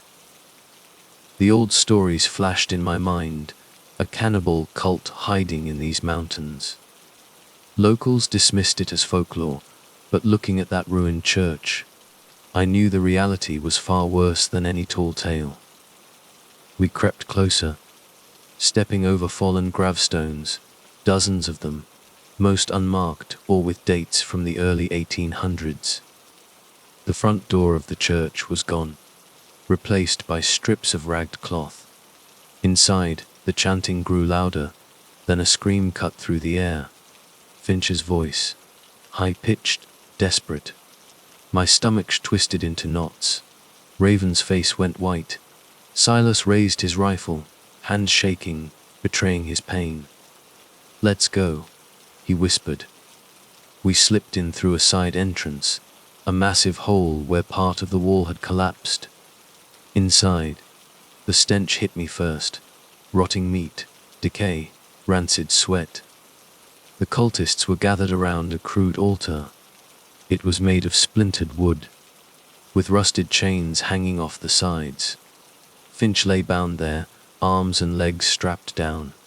His shirt was torn open, revealing bloody carvings etched into his chest. Some sinister symbol. "Father Malachi," they chanted. I don't know how I knew the name, but I heard them praising him. A tall, skeletal man stood at the altar's head, wearing a mask shaped from a deer skull. A black cloak draped from his shoulders like wings. He poured something into Finch's mouth raw, dark flesh dripping with blood. Finch gagged, eyes rolling back. Around them, the robed cultists sang in a language I didn't recognize. I glanced at Silas and Raven. Their faces mirrored my horror. "We have to stop this," Raven mouthed, tears welling up. I nodded. We thought we could surprise them. Maybe take them down and free Finch. But the moment we stepped forward, one of the cultists turned, pointed at us, and screamed. Everything happened at once. Father Malachi shrieked a command, and half the robed figures charged us. Shadow leaped, teeth bared, taking down one. Silas fired, dropping another, but a machete whistled past and sliced across his forearm. Blood splattered on the stone floor. Raven raised her camera, like she was going to film, then seemed to realize she needed to fight. She grabbed a fallen branch and swung at a robed figure. I dashed towards the altar, ignoring the chaos. Finch was thrashing, body contorting. Eyes snapped open, completely black. A guttural snarl ripped from his throat. My heart hammered in my chest. "Finch, it's us!" I gasped, grabbing for his restraints. He spat blood at me, violently twisting his head to bite my hand. I yanked back, horrified. Father Malachi lifted a twisted blade, aiming to bring it down on me. I rolled away just in time. The blade clanged against the altar, sending sparks flying. I fired my pistol at his chest. The bullet knocked him back, but he barely flinched. It was like he felt no pain. I fired again, this time hitting his leg. He let out a hiss, stumbling but not falling. Then I heard Silas screaming behind me. I risked a glance. Finch had broken free of the chains, impossible, as it seemed, and flung himself at Silas, who was trying to bring his rifle around. But Finch moved faster, primal strength surging through him. He tore the rifle away and stabbed Silas over and over with a jagged piece of metal from the broken altar. Blood sprayed everywhere, and Silas's screams turned to gurgles. I couldn't process it. Finch had become something else. Raven rushed forward to help Silas, but it was already too late. Silas's eyes glazed over, his body going limp as Finch tossed him aside like a rag doll. Shadow barked frantically, lunging at Finch, but the young man backhanded my dog with inhuman force, sending him skittering across the floor. "Finch, stop!" Raven shrieked, tears streaming down her face. She looked pleadingly at me. I aimed my pistol at him, hands shaking. "Don't make me do this," I begged. Finch hissed, eyes still black, and charged. In that split second, I fired. Once, twice, 3 times. Center mass. Finch crumpled, his breath rattling. The blackness faded from his eyes, replaced with mortal terror. He choked on blood, lips moving silently, then stilled, life gone. I stared, body numb with shock. Before I could even react, Father Malachi let out a piercing wail. The cultists who were still alive retreated, dragging away their wounded. I stumbled to Raven, crouched by Silas's body, sobbing. Shadow whined in a corner, limping badly, but alive. "Where we have to go?" I managed, voice cracking. Raven nodded, face twisted in anguish. The remaining cultists were regrouping in the shadows. We could hear them chanting again, unnervingly soft, like they were calling for reinforcements. We hurried out of the church through the shattered wall, leaving behind Finch's body and Silas's corpse. I had to half carry Raven, who was trembling so hard she could barely stand. Shadow followed, whimpering, one leg dragging. Blood trickled down my arm from a fresh wound I didn't even remember getting. We were in bad shape, but at least we were alive. We made it back into the woods, the chanting fading behind us. Morning light started to peek through the trees. Raven just collapsed to her knees, dry heaving. I leaned against a tree, dizzy, every part of me aching. Finally, Raven looked up, tears and dirt streaking her face. "We have to expose this," she whispered. "We have proof." She clutched her camera bag. I filmed it all. A tiny spark of hope flickered in me. Evidence. Maybe it could bring the law down on these people. Then thunder rumbled overhead, and my heart sank. A storm was coming. If that camera got soaked, we'd lose everything. I wrapped my bad shoulder tighter as best I could, then told Raven we had to find a safer place to hide until we could reach a town. She just nodded, still in shock. The next hour was a blur, like a fever dream. Stumbling through thorny bushes and muddy trails, Shadow limping behind us. We finally found a rocky overhang that gave us some shelter, just as the sky opened up. Rain poured down, battering the leaves. Raven just stared blankly at the ground. I asked her about the photos and video. She started crying again. "It's all there," she sobbed. Them feeding Finch that flesh, the cult chanting everything. Then she suddenly went quiet. Her face changed. Fear was gone, replaced by something else. She looked up at me, eyes unsettlingly intense. "Sawyer," she said softly, "hand me your gun." My eyes narrowed. "What?" She forced a weak smile. "We need to make sure we can defend ourselves." I didn't like the sound of her voice. "I've got it covered," I replied, inching away. She licked her lips, shifting closer. "I'm out of bullets, Sawyer. Let me use yours. If we get attacked again." Her insistence put me on edge. Shadow growled at her softly. It hit me then. I didn't really know who Raven was. Something about her felt off now. Too calm, after everything we'd just seen. The hair on my neck prickled as she glanced at my pistol again. "I'm not giving you my gun," I said firmly. "I'll protect us.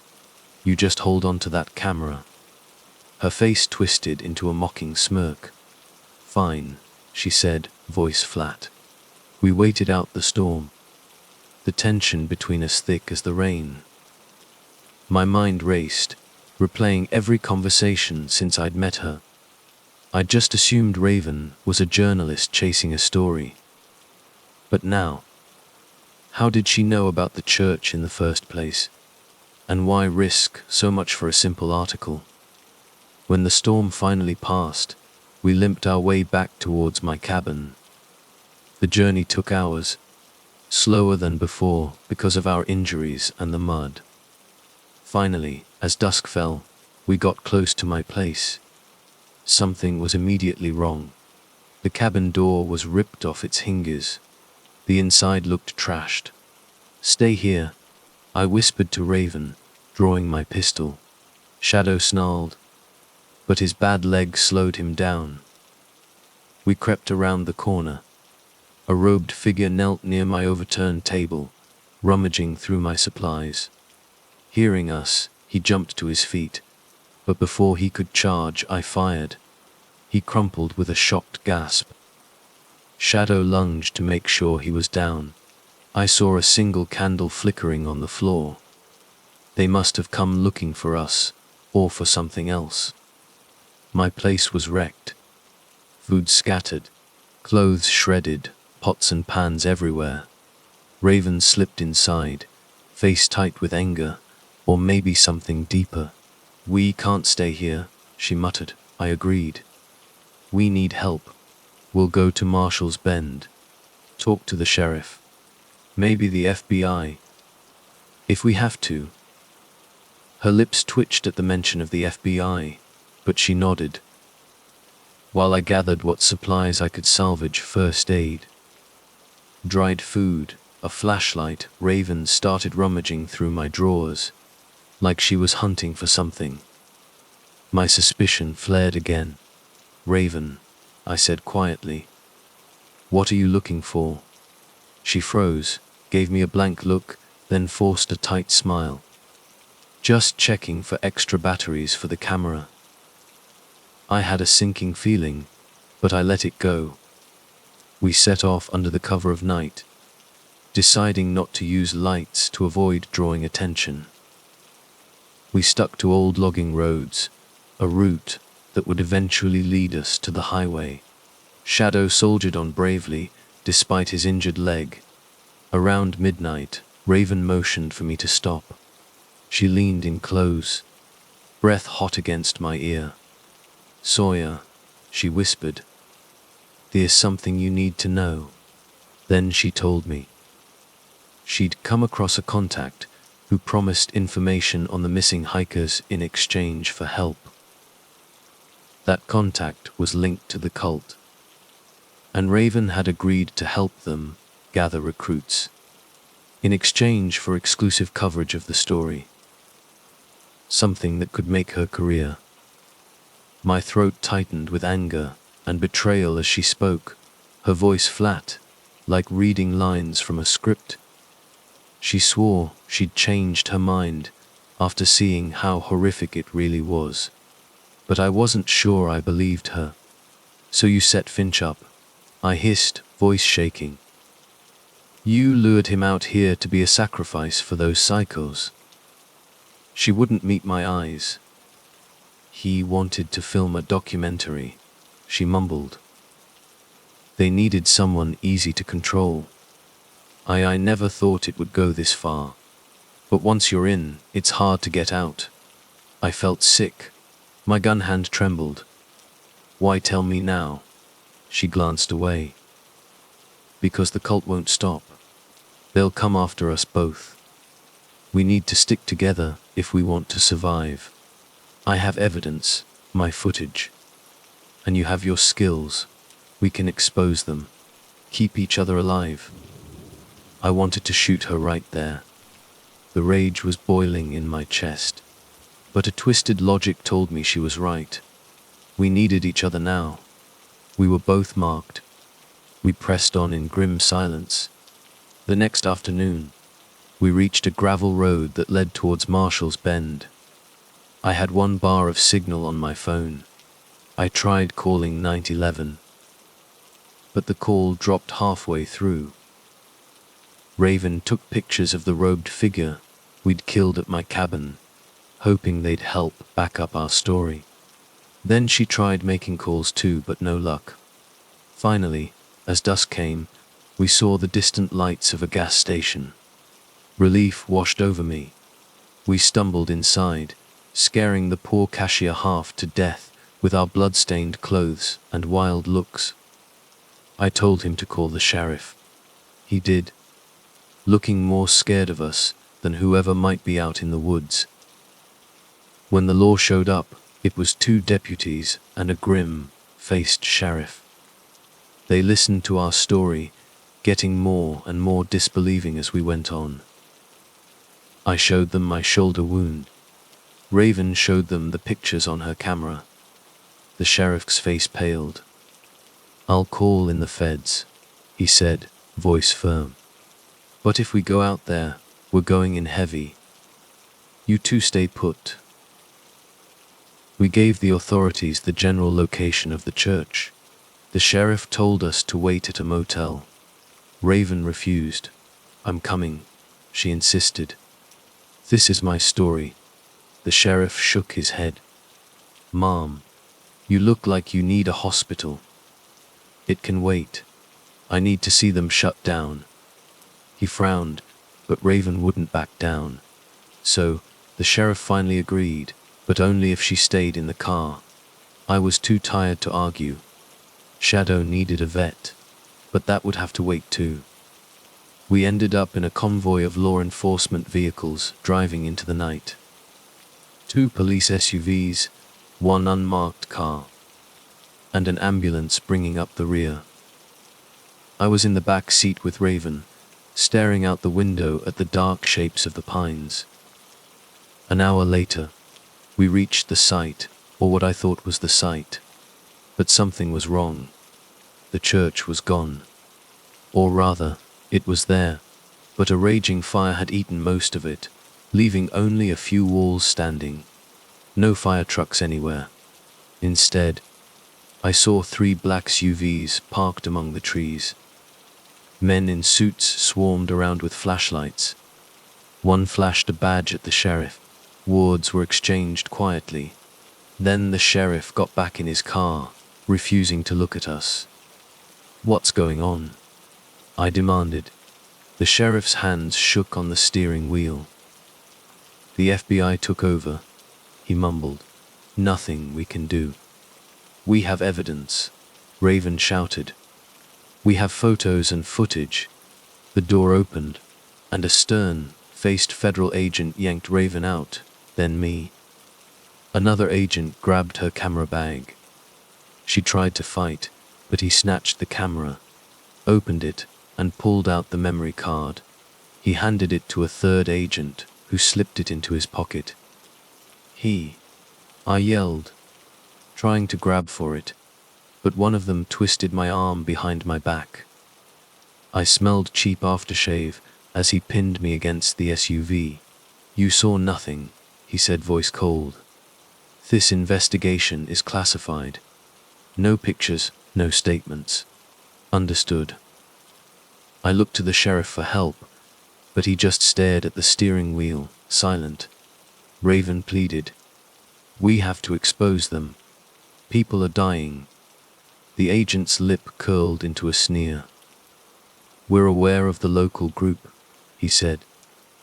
"We've been monitoring them for years. You rile them up, you endanger more people. We'll handle this quietly." I thought of Finch. Sealers, all those missing hikers. They were just going to bury it. The suits started piling debris into a truck, remains of the altar, scraps of black cloth bones. They moved fast, systematically destroying evidence. It hit me then, horrified. This was a cover-up, a long-standing one. Why? Maybe the cult had connections. Maybe the government just wanted to avoid panic. I'd never know.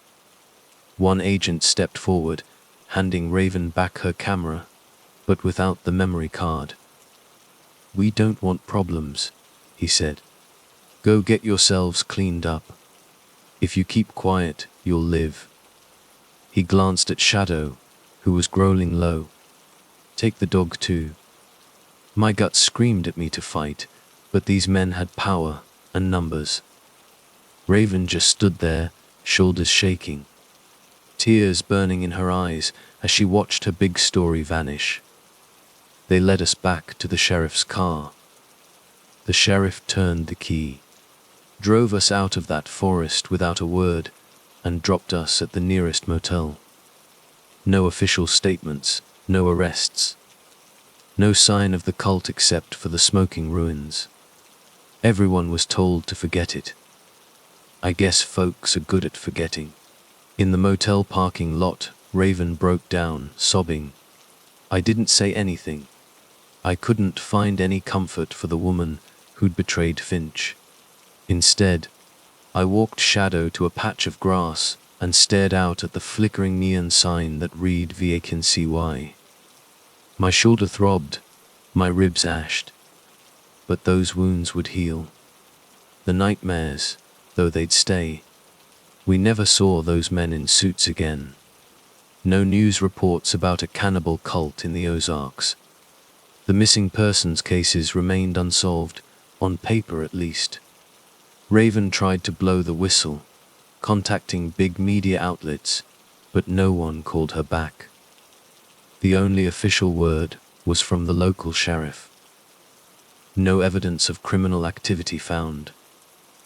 As for me, I spent a week in that motel, healing up while Shadow got stitches for his leg.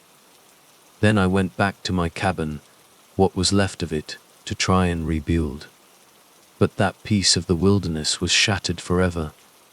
Some nights, when the wind howls through the ravines, I still hear chanting. Sometimes, I think I see torchlight flickering in the distance. I don't know if the cult is really gone, or if they just moved deeper into the woods. Maybe Father Malachi is still out there, looking for new offerings. All I know is, the darkness in those hills isn't just a legend. It's real, and it's protected by people in high places. I keep Shadow close, and I keep my gun loaded. Raven vanished from my life after we parted ways. I heard rumors she tried to publish her story, and was silenced with threats. Maybe she's still fighting, or maybe she gave up. I'm telling you this because I can't keep it inside anymore. I need someone, anyone, to know the truth. Because what we saw out there in the Ozarks proves that evil isn't just something you read about in books. It breathes in the shadows of our world. It wears the faces of men. And sometimes, it wields the power of those who claim to protect us. So heed my warning. If you ever find an old church deep in the Arkansas woods, turn around. The souls taken by that place aren't coming back. My name is Ethan Kepler, though back then, credibility was still something I pretended to care about. At 31.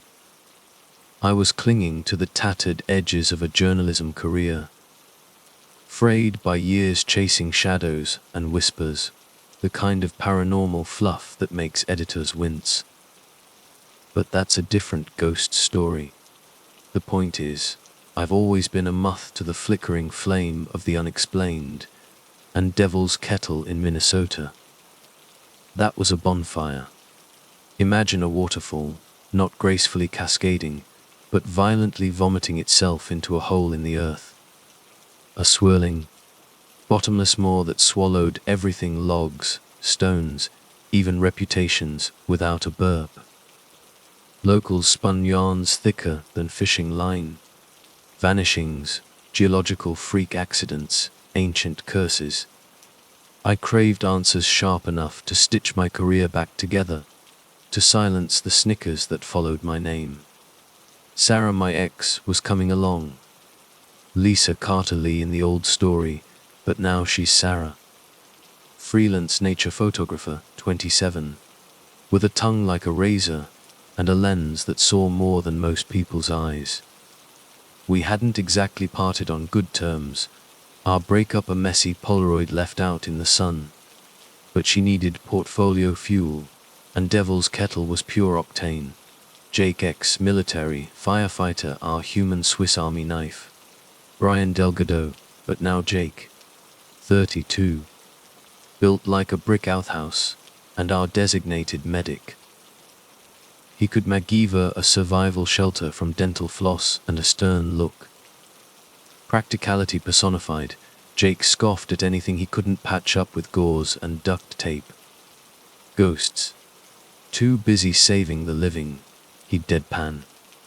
Then there was Chris, formerly Mark McMollister, 34, construction worker, with a grin permanently stuck on half-mast and a joke for every occasion, none of them funny.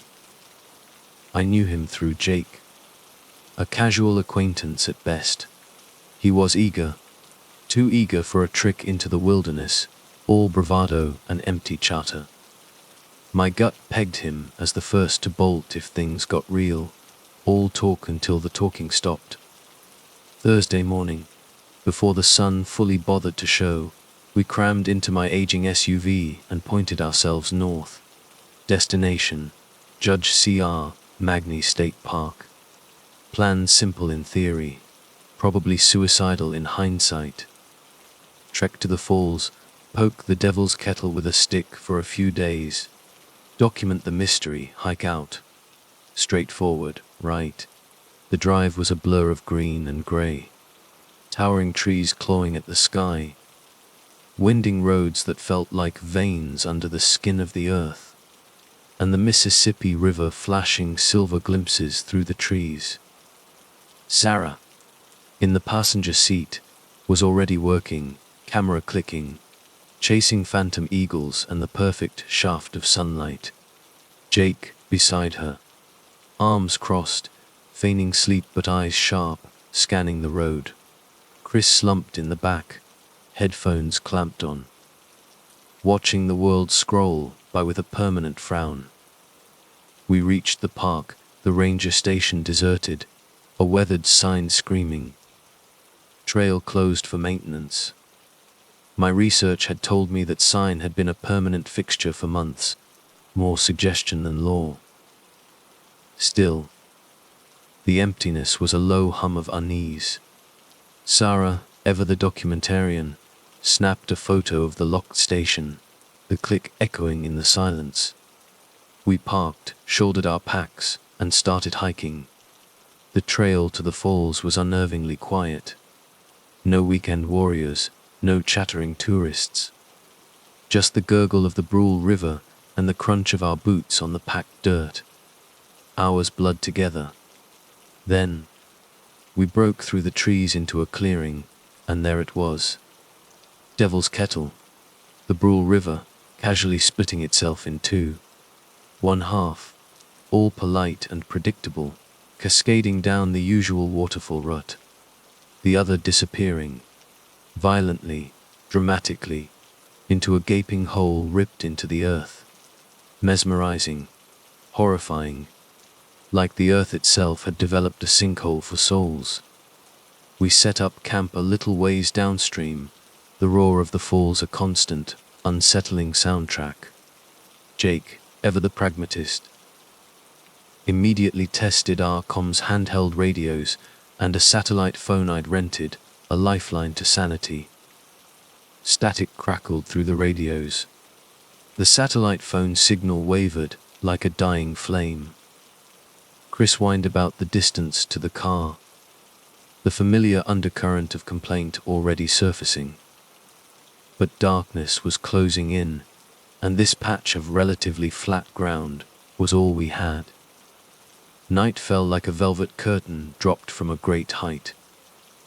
Dinner was eaten in near silence, the moon a cold eye in the inky sky, reflecting off the white water churning at the falls.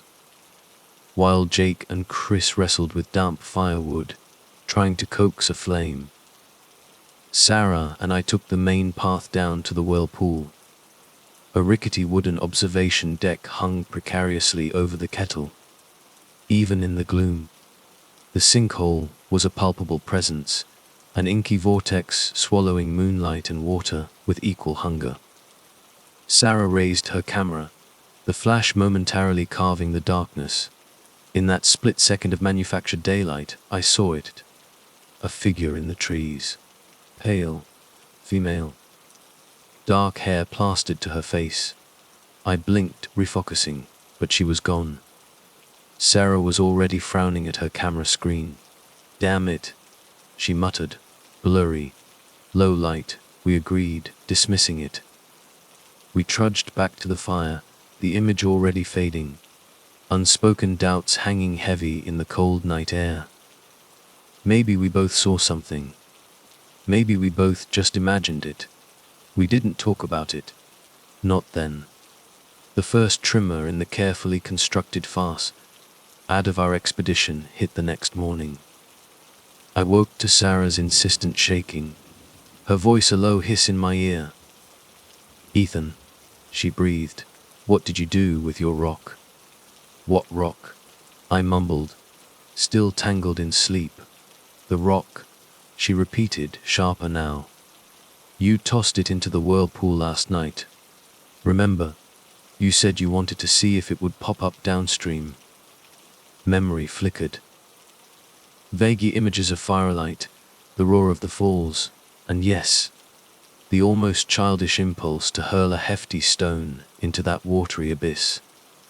I sat up, the chill morning air biting at my exposed skin. Sarah was holding a rock.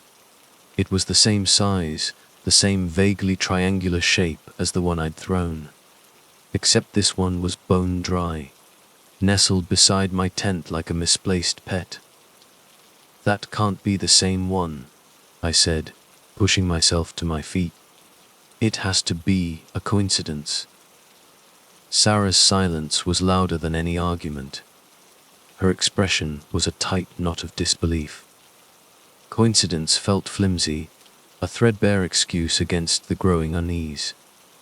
We found Chris by the pathetic embers of last night's fire, rooting through the food supplies, muttering curses under his breath. "Wind," he announced, gesturing vaguely at the scattered cooler. "Knocked it over. Animals got to the granola bars. We're low on snacks. Greet." Jake strolled over, his usual morning cheer conspicuously absent. "Rationing then," he stated, matter of fact. "Ethan, you brought MREs, right?" "A few," I confirmed, digging into the dwindling reserves of my memory. "Leftovers from that backpacking trip last year." "We'll be fine," Jake said, the words lacking conviction, even to my own ears. But what else could we say? That morning, we hiked back up to the observation deck. Sarah wanted to wrestle some decent daylight shots from the Devil's Kettle. Jake, ever the scientist, was fiddling with his gear, muttering about measurements and flow rates. I, truth be told, just wanted to see it in the cold, harsh light of day. to banish the shadows and the unsettling figure from the night before. I tested the portable GPS tracker, a useless gesture, really. Dropped the small device into the churning water. The signal blinked once, twice, then vanished from the screen, swallowed whole. The whirlpool remained indifferent to our attempts at quantification. Sarah was clicking away, her usual focused intensity back in place. But then, she went still, her breath catching in her throat. "Ethan," she called, her voice barely a whisper. "Look at this." She beckoned me over, her face pale under the morning sun. On her camera's tiny screen, at the very edge of the frame, a shade distinct, almost translucent, but undeniably there, a woman, ragged dress, standing just behind Jake, who was leaning on the deck railing, oblivious, completely alone. None of us had seen anyone else on the trail. No other hikers. Just us and the whispering woods. We showed Jake the photo. He squinted, frowned, and dismissed it with a wave of his hand. "Trick of the light," he declared. "Camera glitch. Misty environment, remember." Chris's face, however, drained of its usual ruddy color. He mumbled something about illusions, about things not always being what they seemed. His bravado suddenly threadbare. My own skin prickled. Glitch or not, the presence in the photo felt too real to dismiss. The shape of a woman, gaunt and pale, her eyes black pits, her mouth slightly open, as if frozen mid-whisper. Still, I parroted Jake's reassurances. Camera anomalies, misty environments, anything to keep the creeping dread at bay. But inside, a cold knot tightened in my gut. Something was wrong. Terribly, fundamentally wrong. That afternoon, the weather turned on us with the sudden, theatrical violence of a scorned god. Dark clouds boiled overhead, the wind tearing through the trees, flattening our tents like cardboard boxes. Jake, resourceful as ever, managed to salvage a couple, lashing them down with extra rope, but one was ripped beyond repair. That left Jake and Chris crammed into a single, claustrophobic space. We retreated under a dense canopy of evergreens, huddled together as lightning cracked the sky, and the roar of the river swelled to a deafening crescendo. Devil's kettle thundered, a monstrous heartbeat in the storm. Rain lashed down, a relentless drumming on the forest floor. During a brief lull, a deceptive pocket of calm in the storm's fury, Jake volunteered to scavenge for more firewood. "Be quick," he yelled over the wind. "Can't be far from the trail. Stick to the path. You three stay dry." We watched him jog off, the beam of his flashlight bobbing erratically in the gloom. Hours crawled by. The rain returned, heavier now, a solid sheet of water. No sign of Jake. Chris started pacing, his earlier bravado completely evaporated. "Something's wrong," he muttered, panic edging into his voice. "He should have been back by now." "Jake's ex-military," Sarah retorted, though her voice lacked its usual bite. "He knows how to handle himself out there." Another hour bled away. Darkness had swallowed the last vestiges of daylight. The rain finally eased, replaced by an even more unsettling silence. Sarah started shouting Jakey's name, her voice swallowed by the wind and the relentless rush of the river. Only the wind answered. I decided we had to search. A quick sweep of the immediate area. Chris, predictably, balked. "I'll keep the fire going," he mumbled, avoiding eye contact, in case he sees the glow. Sarah shot him a look of pure contempt, but shrugged.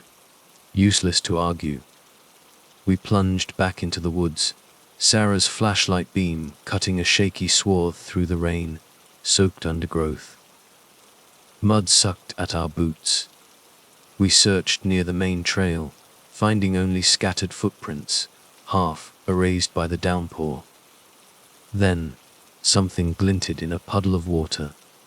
Bizarrely, incongruously, Jake's flashlight. Lying in the mud, lens cracked, the handle slick with something dark and viscous. My stomach clenched. Blood. The rain had diluted everything, washing away any definitive clues. No tracks leading away. My heart hammered against my ribs. We stumbled back to camp, clutching the broken flashlight like a cursed talisman. Chris leaped to his feet as we emerged from the trees. "Where's Jake?" he demanded, his voice tight with anxiety. "Wepper couldn't find him," I said, the words heavy, inadequate. "His flashlight, it was in the woods." Sarah's gaze swept over the campsite, her flashlight beam dancing across the scattered gear. "Chris," she said, her voice dangerously low, "what about the radio?" Chris fumbled with the handheld radio, bringing it to his ear. He mumbled something, static crackling from the speaker. "Nothing," he said finally, his voice flat. "Just static. One last, desperate hope. The satellite phone." I pulled it out, my fingers clumsy with cold and fear. Power button, dial tone. Nothing, dead. Just a hollow hiss of interference. We were cut off. No way to call for help. No stable signal. And a friend vanished into a dark, storm-ravaged forest. We decided to wait until morning. A larger, more organized search at first light. Sleep was a cruel joke that night. I dozed fitfully, haunted by the roar of the falls and the growing certainty that we were no longer alone in the woods. In the dead hours before dawn, I woke to a rustling sound. Sarah, creeping out of her tent, barefoot, her eyes half closed, moving with a strange, unsettling stillness. Like a puppet on invisible strings. She was heading towards the sound of the rushing water. I scrambled out after her, adrenaline spiking, grabbing her arm just as she reached a slippery ledge overlooking the river. She blinked, disoriented, her eyes unfocused. "Ethan," she murmured, confused. "Sarah," I said, my voice rough with sleep and fear. "You were walking towards the river." She shook her head slowly, a bewildered frown creasing her forehead. I don't remember." I heard a voice. A voice. The words hung in the cold air, heavy with unspoken dread. I guided her back to her tent. The silence between us thick with unspoken terror. We didn't speak again that night. Morning couldn't come fast enough. Morning dawned gray.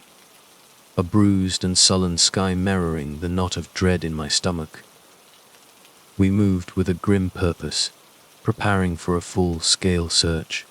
Sarah and I headed upstream again, the memory of her sleepwalking episode clinging to the air between us.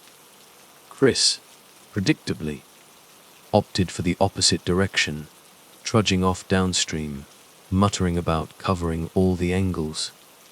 In the pale daylight, the undergrowth seemed less menacing, but the unease remained, a cold finger tracing my spine. As Sarah and I pushed through the tangled brush, a faint trail of broken branches snagged my attention, leading away from the main path, deeper into the woods.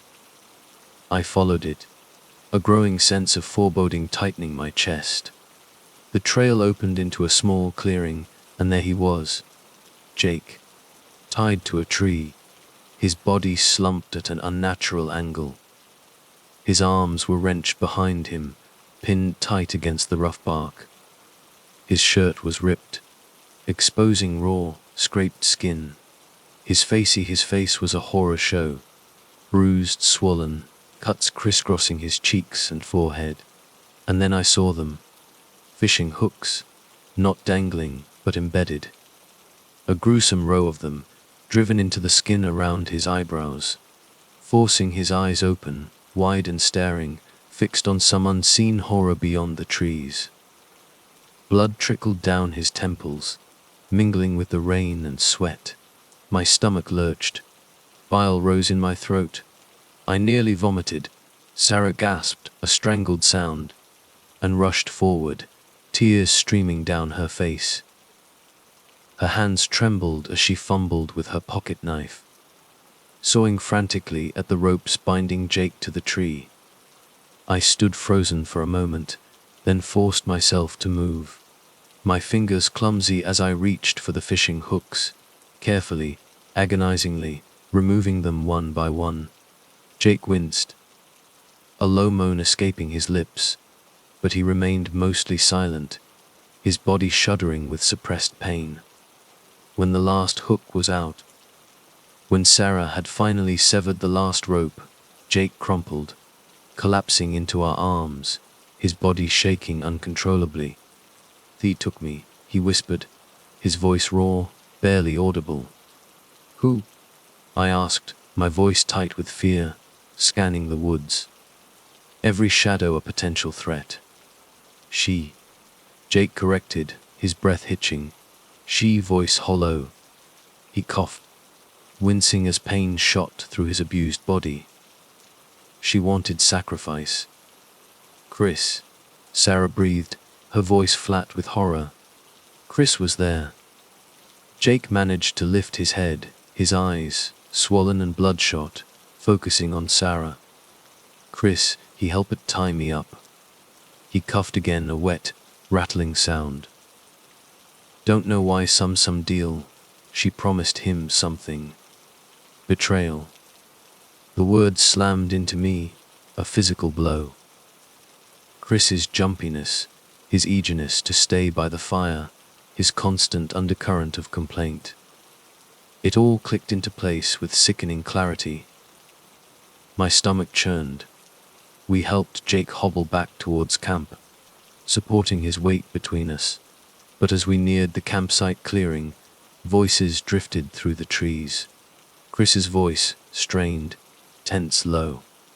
And another voice, a woman's voice, raspy, distorted, not quite human. Sarah exchanged a terrified look with me. We moved like shadows, creeping behind the thick trunks of pines, our hearts hammering against our ribs. We peered through the trees.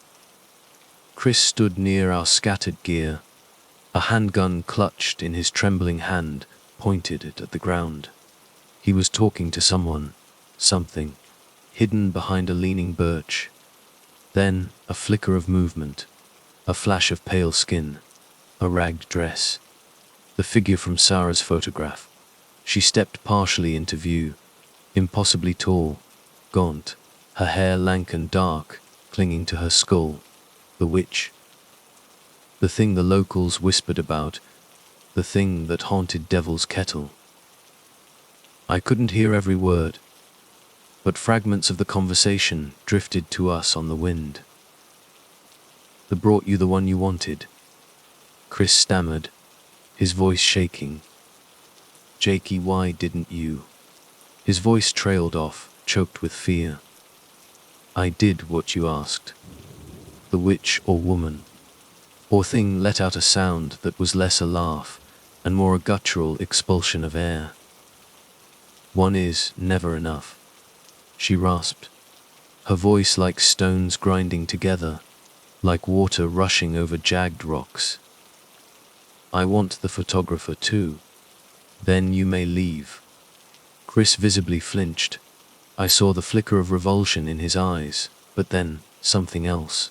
Greed. A desperate, ugly hunger. "Fine," he said, his voice barely a whisper. "I'll bring Sarah. Just let me go afterward." Sarah's grip on my arm tightened, her body trembling. Jake's eyes burned with a white, hot rage, but he was too weak to stand without our support. We backed away, moving as silently as we could, helping Jake, retreating back into the suffocating embrace of the woods. We needed a plan. confronting Chris and that thing head on felt like suicide. But we couldn't stay here, trapped. Then, a flicker of memory. Upstream, I remembered seeing a faint, overgrown trail, barely more than a deer path, leading away from the main falls area. It might, just might, circle around to the old park road, to the parking area, to the SUV, our only chance. Upstream, I hissed, pulling Sarah and Jake with me. Partial trail. Parking area. SUV. Sarah nodded, understanding flashing in her eyes. Jake just grunted, his face a mask of pain and exhaustion, but he followed, his steps heavy and uneven. We crept towards the observation deck, hugging the tree line. The roar of the river a deafening presence to our left. The ground was slick with moss and decaying leaves, treacherous underfoot. Every few steps Jake stumbled, his breath coming in ragged gasps. Suddenly, a twig snapped behind us, sharp, unmistakable. Chris.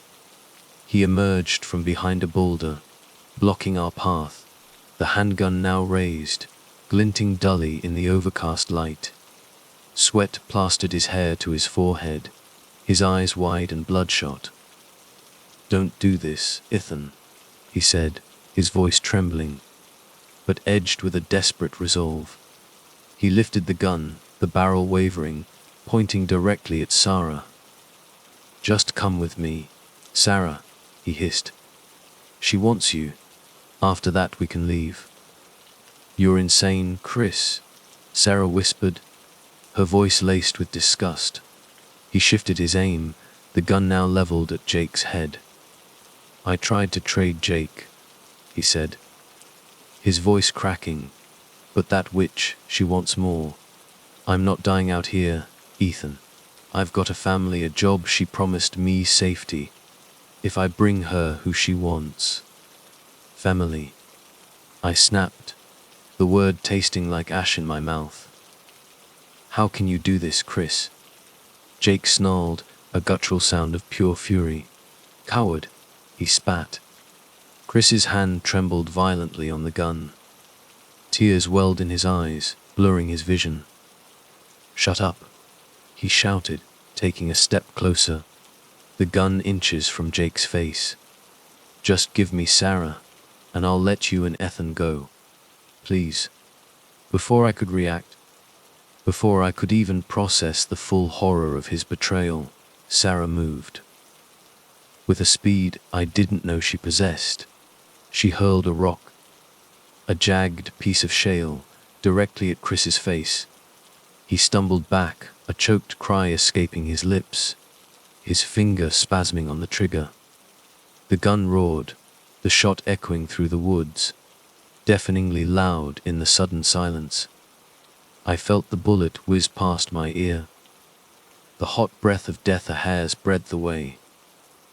Sarah launched herself at Chris, tackling him around the waist, grappling for the gun. Jake lurched forward, despite his injuries, trying to help. I lunged too, grabbing for Chris's wrist, trying to wrench the gun from his grasp. He was stronger than I expected, fueled by desperation and fear. He twisted, bucking like a wild animal, breaking free of my hold, slamming the butt of the handgun into Jake's already bleeding face. Jake crumpled, falling back with a groan. Chris, momentarily freed, rammed an elbow into Sarah's ribs, knocking her to the ground beside Jake. I grabbed Chris from behind, locking my arms around his chest, trying to force his arm, the one holding the gun, upwards, away from Sarah and Jake. We stumbled, a grotesque, struggling tangle of limbs, falling into the mud.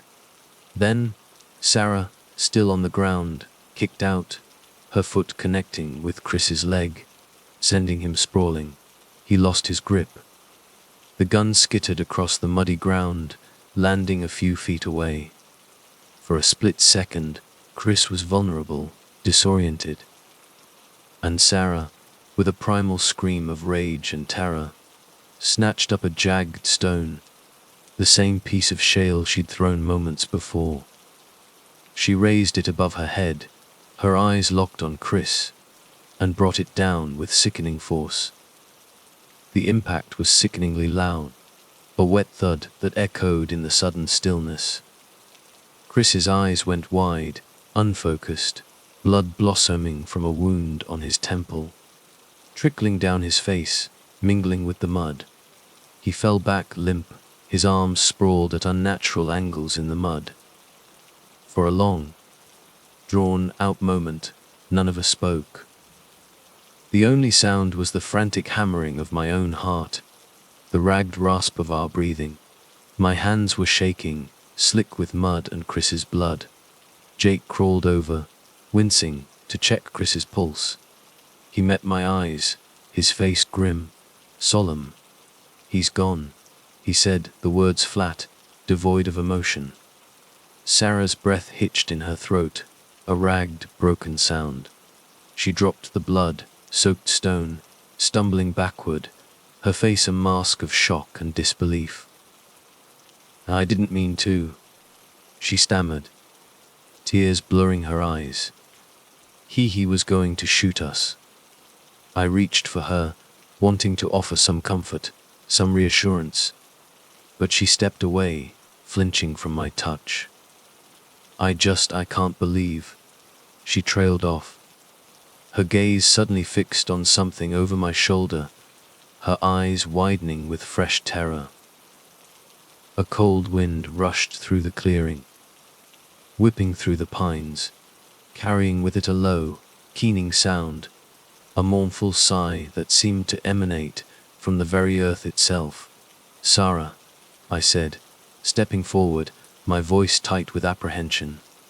She stared past me, her gaze unfocused, her body rigid, as if frozen in place. In a trance, Jake and I turned slowly, dread pooling in our stomachs, and there she was, the witch, standing on the far side of the clearing, framed by the dark pines, impossibly tall and gaunt, her arms outstretched, beckoning. Her mouth hung open in a silent, soundless scream, her black eyes fixed, unwavering, on Sarah. I tried to grab Sarah's arm, to pull her back, to break the invisible thread that seemed to connect her to that horrifying figure across the clearing.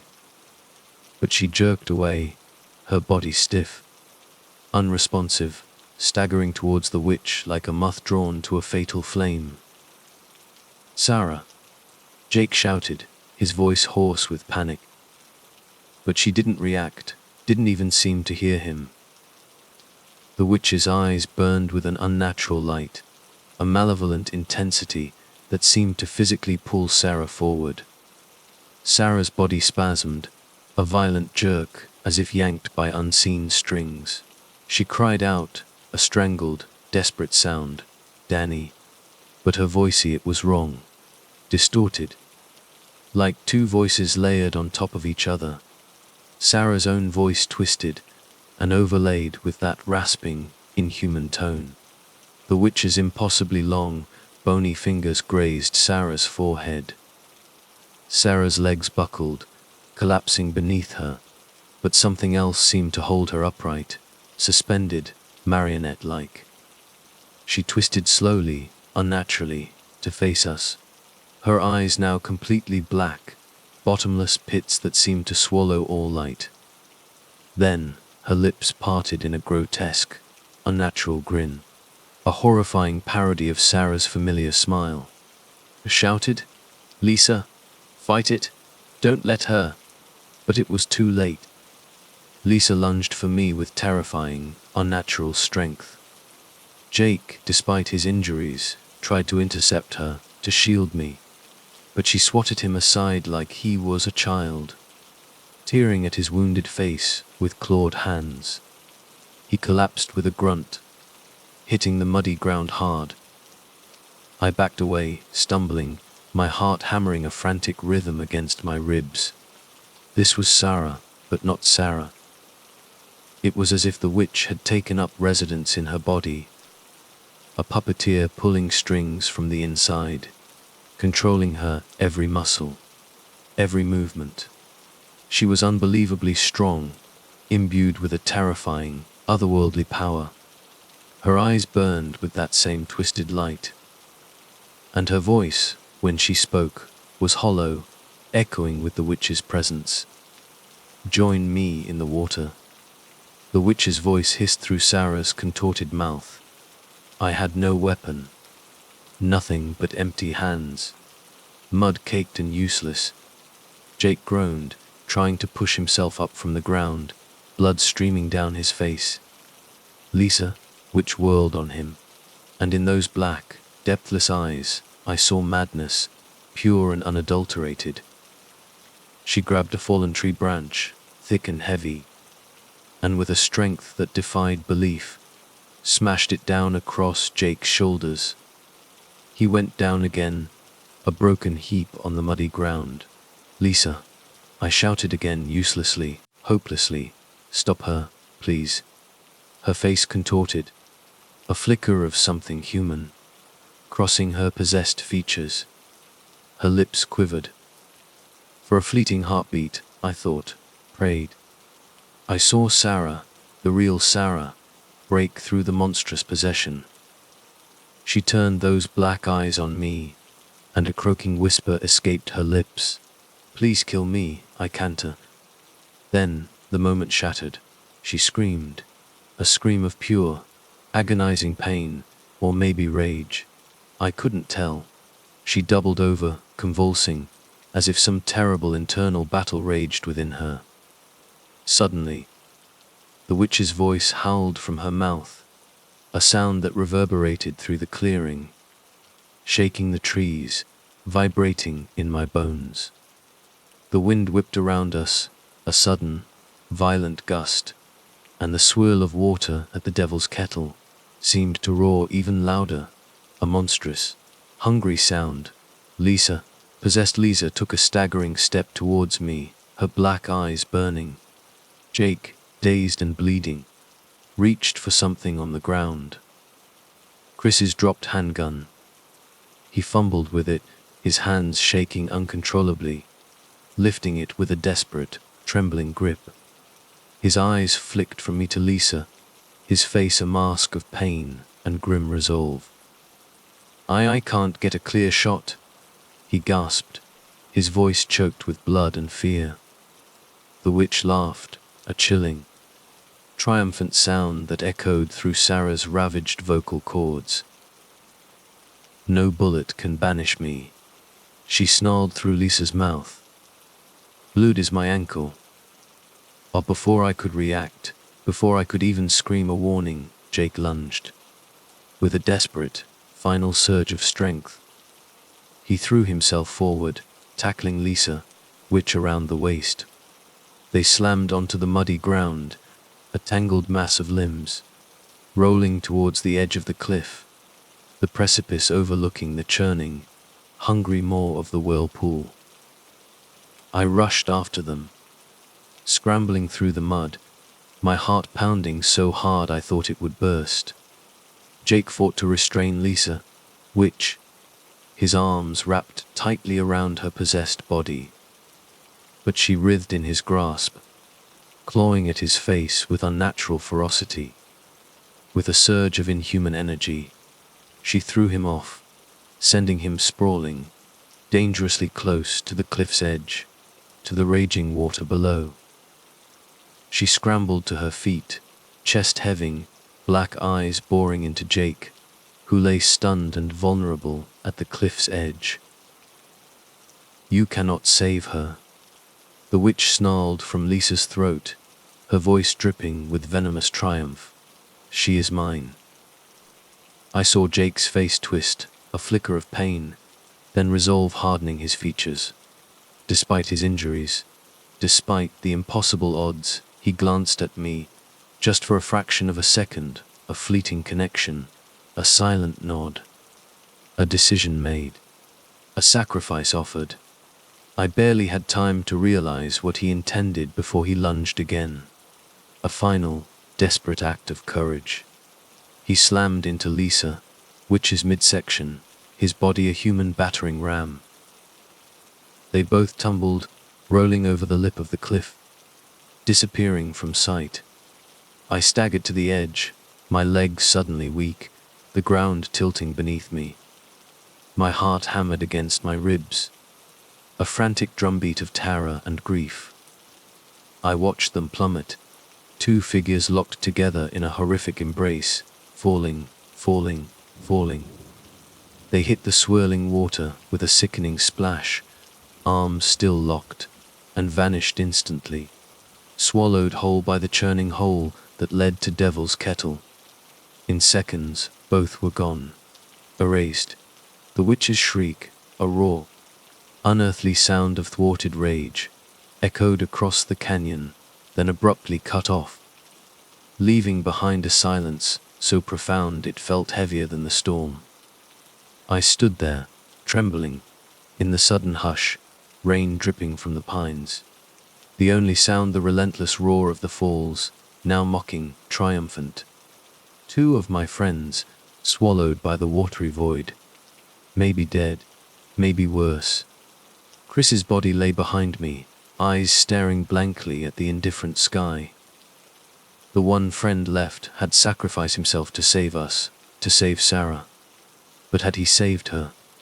Or had they both been consumed, body and soul, by that monstrous place?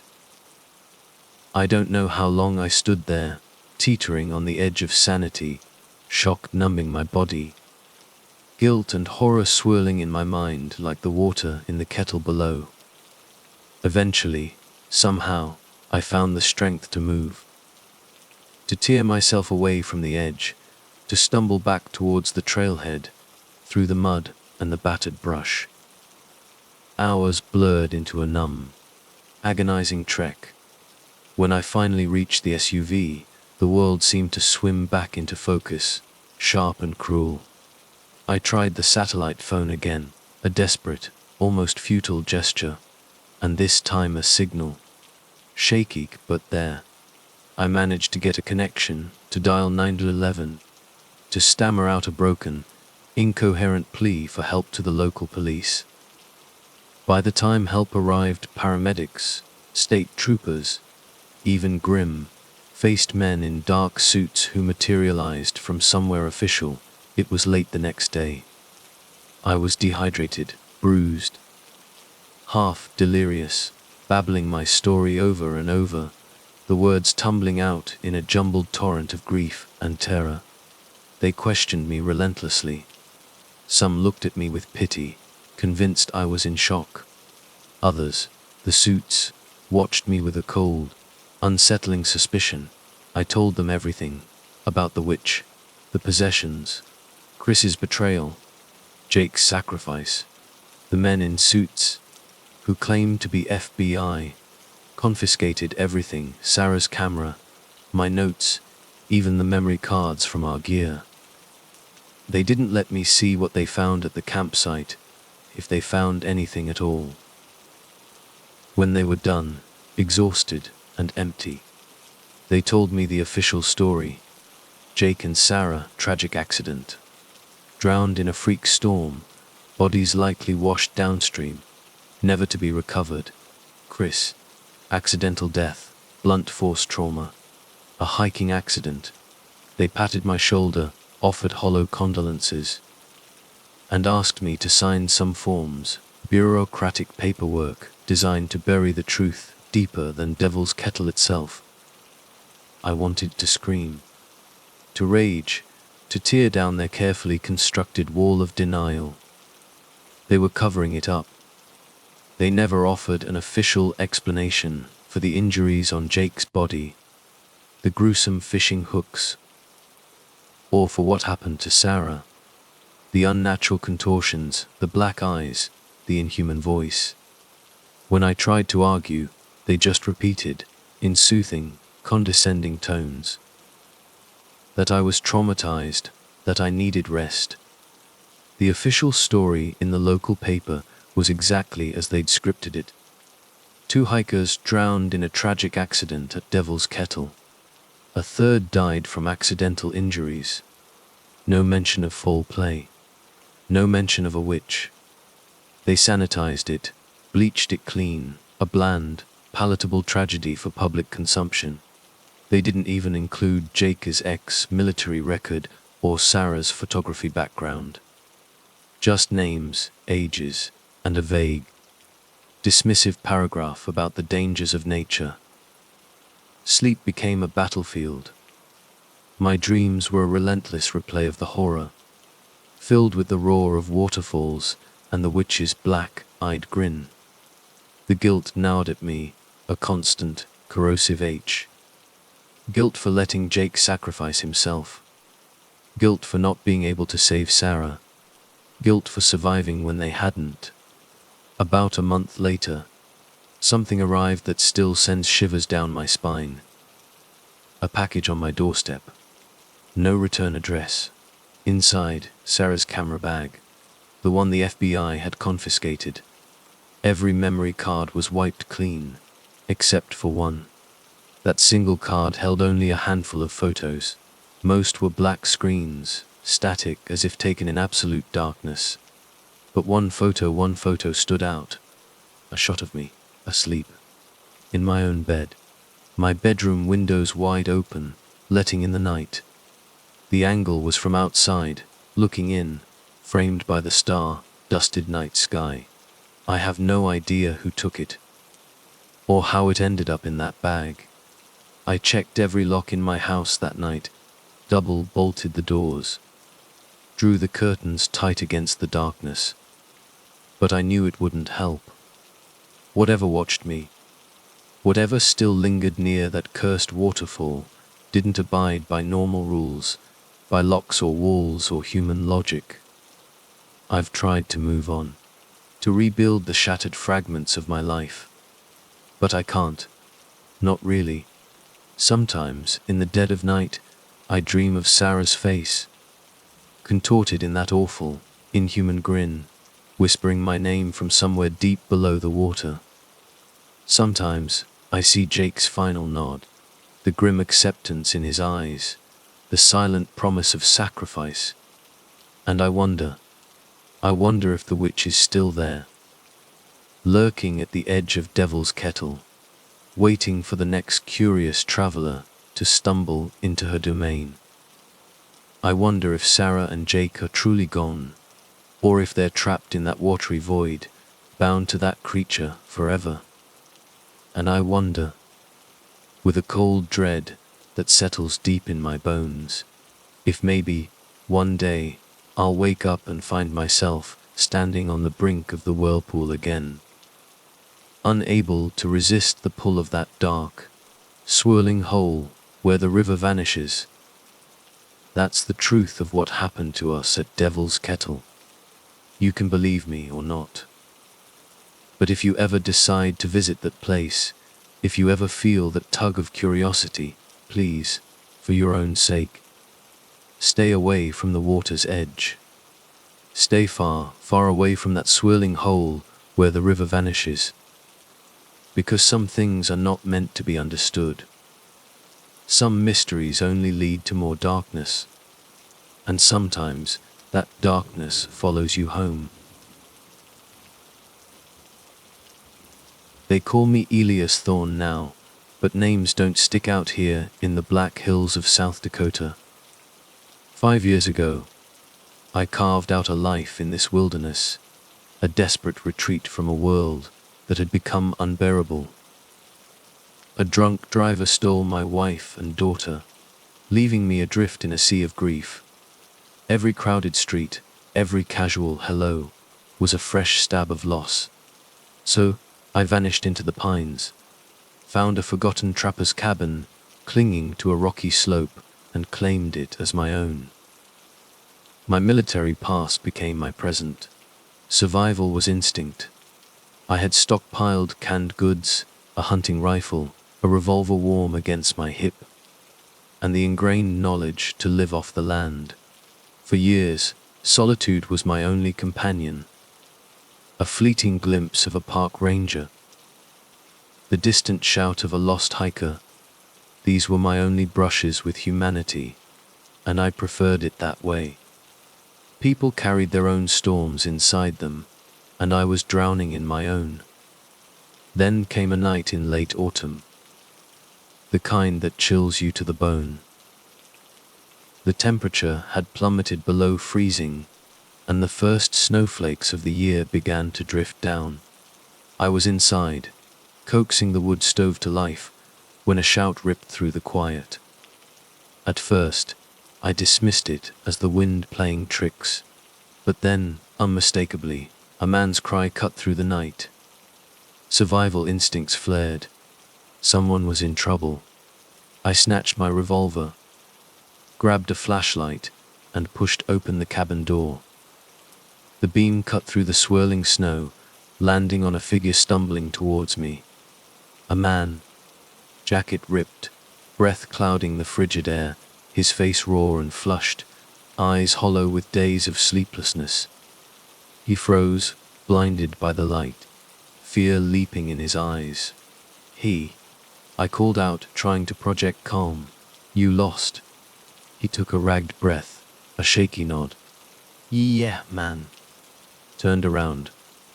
"Don't know where I am." I sized him up, weapon still raised but less threatening. He radiated desperation, not malice. "Come on in," I decided. "Get you warm." His name was Rick Kramer, just Rick, he corrected. Hiker, he claimed, who'd misjudged the terrain. The stale scent of cheap liquor clung to him. But his relief at the cabin's meager warmth was undeniably real. He tore through a can of chili I heated up, wolfed down protein bars like a starving animal. Once the edge was off his hunger, he slumped onto a stool by the stove, exhaustion glazing his eyes. I watched him, a prickle of unease under my skin. Something about him felt off. A tremor in his voice, maybe. Or the way he flinched every time the wind howled against the cabin walls. But the man was clearly spent, so I let it slide. Let him rest. Sleep was a battlefield that night. Every creak of the cabin, every sigh of the wind, amplified my unease. I kept hearing footsteps outside, never close, but deliberate, slow crunches in the snow, followed by stretches of silence. Each time I grabbed the flashlight and peered into the swirling white, there was nothing. Just snow and the looming pines. But there was something else, too. A smell, faint and acrid, that I couldn't quite place, like coal smoke mixed with the decay of old leaves. Morning arrived, grey and heavy. Rick was already awake, pressed against the small cabin window, peering out as if expecting something to burst from the treelin. When I asked about how he'd gotten lost, he mumbled something about a man in black who'd been following him, then clumped shut, pretending he'd never spoken. Against my better judgment, against the gnawing feeling in my gut, I let Rick stay another day. He swore he'd be gone as soon as the storm broke. But the storm didn't break, it tightened its fist. Thick clouds swallowed the sky, and the wind became a tortured animal howling at the door. By afternoon, snowdrifts were piling against the cabin, sealing us in. That's when our second visitor arrived. She hammered on the door like the law, face half frozen, etched with a raw mix of rage and desperation. Vivian Bellwether, she introduced herself, bursting inside in a swirl of snow, a worn coat pulled tight, a small handgun strapped to her belt. "Sorry," she gasped. "Couldn't stay out there." Then she saw Rick, and her eyes narrowed. "Investigative journalist," she declared, digging into a string of disappearances in the Black Hills. Hikers, backpackers vanishing without a trace. She'd gotten a tip, she said, about a man matching Rick's description seen in the area, and she'd tracked him down. Rick's face hardened. He shot me a look that screamed, "See trouble." But Vivian remained calm. jaw set. These weren't isolated incidents, she insisted. Locals whispered about a presence in the woods. A man in a black hat who always appeared just before someone went missing. She'd unearthed old testimonies, journal entries, some dating back decades. Always the same figure, tall, long black coat, black hat, eyes like glowing embers. Glowing eyes, I echoed, skepticism heavy in my voice. I'd heard my share of tall tales, but glowing eyes, that was straight out of a campfire ghost story. Vivian just shrugged. I'm not asking you to believe it, Thorn. I'm asking if you've seen anything strange out here. Before I could answer, Rick snapped. We're in a goddamn blizzard, lady. Everything's strange up here. Tension coiled in the cabin, thick and silent as a snake. I was pissed at both of them for dragging their chaos into my sanctuary. But something in Vivian's voice, that unwavering conviction, snagged at me. She believed in a real evil out here. And the memory of those phantom footsteps circling my cabin the night before, it needled at the edge of my sanity. I offered Vivian instant coffee, trying to diffuse the air. She accepted, her gaze flicking warily towards Rick, who was pacing the window like a caged animal. Eventually, a fragile truce settled. We'd wait out the storm together. Morning would come, and they'd both be gone, back to my silence, back to my solitude. That night, a new kind of dread seeped through the cabin walls. It started as a low moan in the wind, almost human. Rick tried to wave it off as the wind whistling around the eaves, but the moaning deepened, morphing into something closer to laughter. Then, around midnight, the knock came. 3 slow, echoing taps on the door. We froze. My heart hammered against my ribs. Rick moved first. He lunged, snatched my revolver from the table, and pointed it at the door. I gestured for him to lower it. It shooting blindly through the door was suicide, but his eyes were wild, fixed on the wood. Who's out there? He yelled, voice cracking. Silence. Then 3 more knocks, just as slow, just as deliberate. Silence again. Finally, forcing my legs to move, I unbolted the door and yanked it open. Snow was piled high against the threshold. Aside from our own footprints from earlier, nothing. No sign of anyone. But the smell was back, stronger now, sulfur and decay, clinging to the frigid air. We slammed the door, bolted it tight, and sat through the rest of the night, backs against the walls, eyes wide, sleep a distant memory. By morning, the storm had eased slightly. Vivian, restless, declared she had to get back to her car, continue her investigation. Rick, desperate to escape the cabin's suffocating tension, was right behind her. Good riddance, I thought. The sooner they were gone, the sooner I could reclaim my life. So, rifle slung over my shoulder, I led them out into the waist, deep snow, following a rough trail downhill.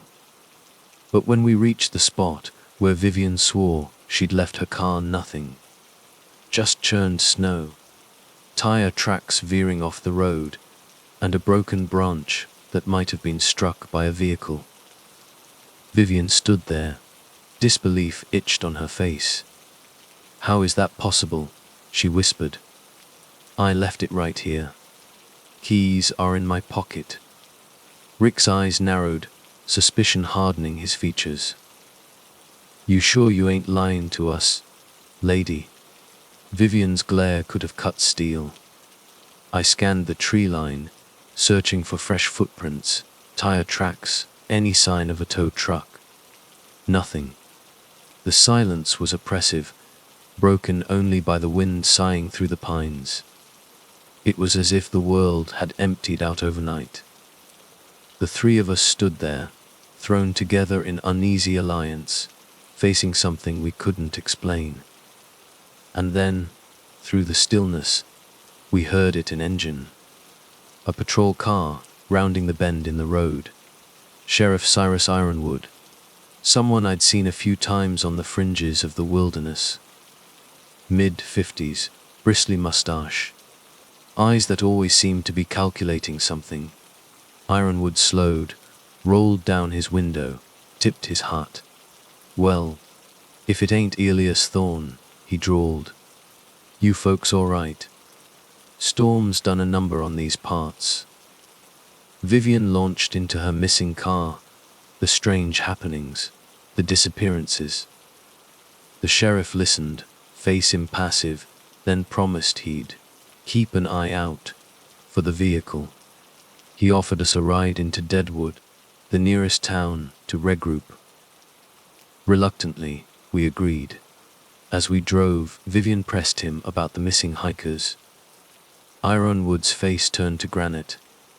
"That kind of talk is just rumor, miss," he said, his voice flat. "This wilderness has a way of swallowing folks who don't respect it." He glanced at me in the rearview mirror, a pointed look. He resented my solitude out here, like I was trespassing on his personal domain. We reached a small lodge just outside Deadwood. Vivian said she could gather her notes, contact her editor. Rick paced restlessly in front of the building, like a caged wolf.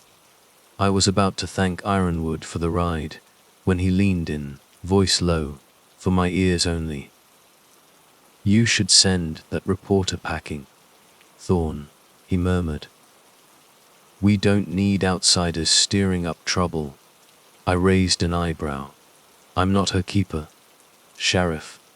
Ironwood sniffed. "Just saying, this place has its secrets. And folks who dig too deep, they don't fare well. That goes for you too, Thorne." He tipped his hat again, a gesture that felt more like a threat than politeness, and drove off, leaving me with a knot of unease tightening in my gut. Was he protecting something? Or just a jaded lawman who'd seen enough backwoods foolishness to recognize trouble when it came knocking? The lodge was a faded relic of Deadwood's gold rush days, all peeling paint and rattling window panes. Inside, the air hung thick with suspicion. We were strangers thrown together by a storm, and something far more sinister lurking in the pines. Vivian disappeared into the cramped lobby to make calls, trying to salvage what she could of her wrecked investigation.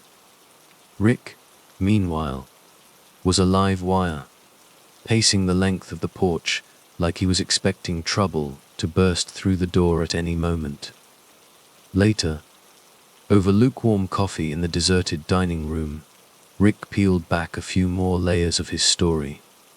Ex-con. Fresh out of prison, that much he admitted. Quick cash was what he was after, he mumbled. Something about local entrepreneurs. He didn't elaborate on how he'd gotten lost, but the way he said, "entrepreneurs," left a sore taste in the air. Bad news, clearly. He was running from something, or someone, long before he stumbled into my wilderness. Vivian, fueled by caffeine and a journalist's relentless drive, was a whirlwind of frantic energy. Her missing car was a minor irritation compared to the deeper mystery she was chasing. She spread her notes across a dusty table in the corner. Ancient diary entries and faded testimonies, piecing together a grim tapestry of local law. The man in the black Stetson, she called him. A figure woven into the fabric of the Black Hills, appearing whenever tragedy was about to strike.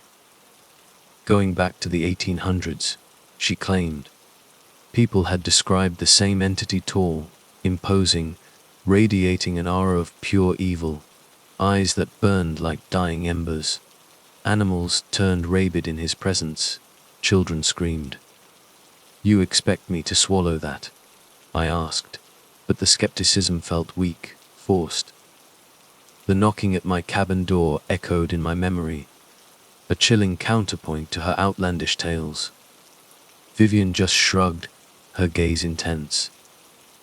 They're not just legends, Thorn. They're echoes.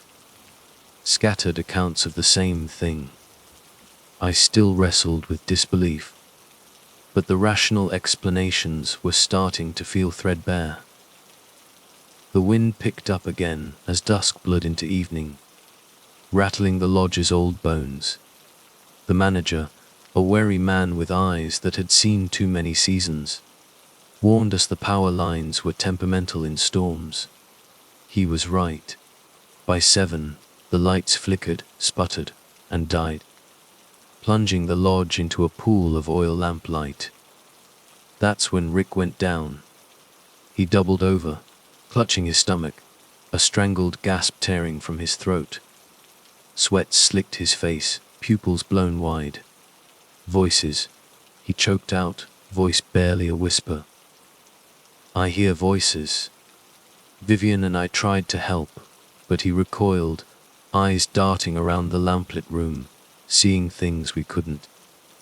He started muttering about the man in black, the words tumbling out in a panicked rush. He followed me, always behind me. Vivian pressed him, her journalist's instinct sharp. Who? Who followed you, Rick? What did you do? Rick's voice dropped to a raw whisper, a confession dragged from the depths of his fear. I made a deal. He wouldn't say more, just kept repeating. He's always one step behind. Then his body convulsed, a violent shudder that threw him off the stool. His eyes rolled back in his head, limbs jerking. The seizure lasted less than a minute, but when it passed, the change in him was chilling. An eerie calm settled over his features. He looked at us, a vacant, unsettling stare. Not safe here. He croaked, the words thick and distorted, then collapsed, limp as a discarded puppet. Help, we needed help. The nearest phone was in the manager's office, a short walk from the main lodge building. Stay with him, I told Vivian, grabbing my coat. I'll get to the sheriff's office, or the clinic. I stepped out into the storm, the wind a physical force, clawing at my face, driving needles of snow into my skin. I rounded the corner of the lodge and froze. Sheriff Ironwood's patrol car, parked in the shadows. And Ironwood himself, with 2 other men, standing in the dim light, locked in what looked like a heated argument. Then Ironwood saw me. Something shifted in his face, a flicker that went from alarm to something cold, predatory, in half a heartbeat. Thorn, he said, stepping forward, the name a low growl. You alright? Rick's real sick, I said, urgency tightening my voice. We need help. One of the men with Ironwood was tall, looming in the shadows, swallowed by a long black coat and a wide-brimmed hat. At first glance, just some local rancher, maybe a deputy. But then I saw his eyes. Even in the gloom, they glinted, a faint, unsettling red, like dying embers in a fire. My stomach clenched. This your friend, Sheriff? I asked, trying to keep my voice level, calm. Ironwood swallowed, a visible bead of sweat tracing a path down his temple distempled the freezing air. He's no. We just met.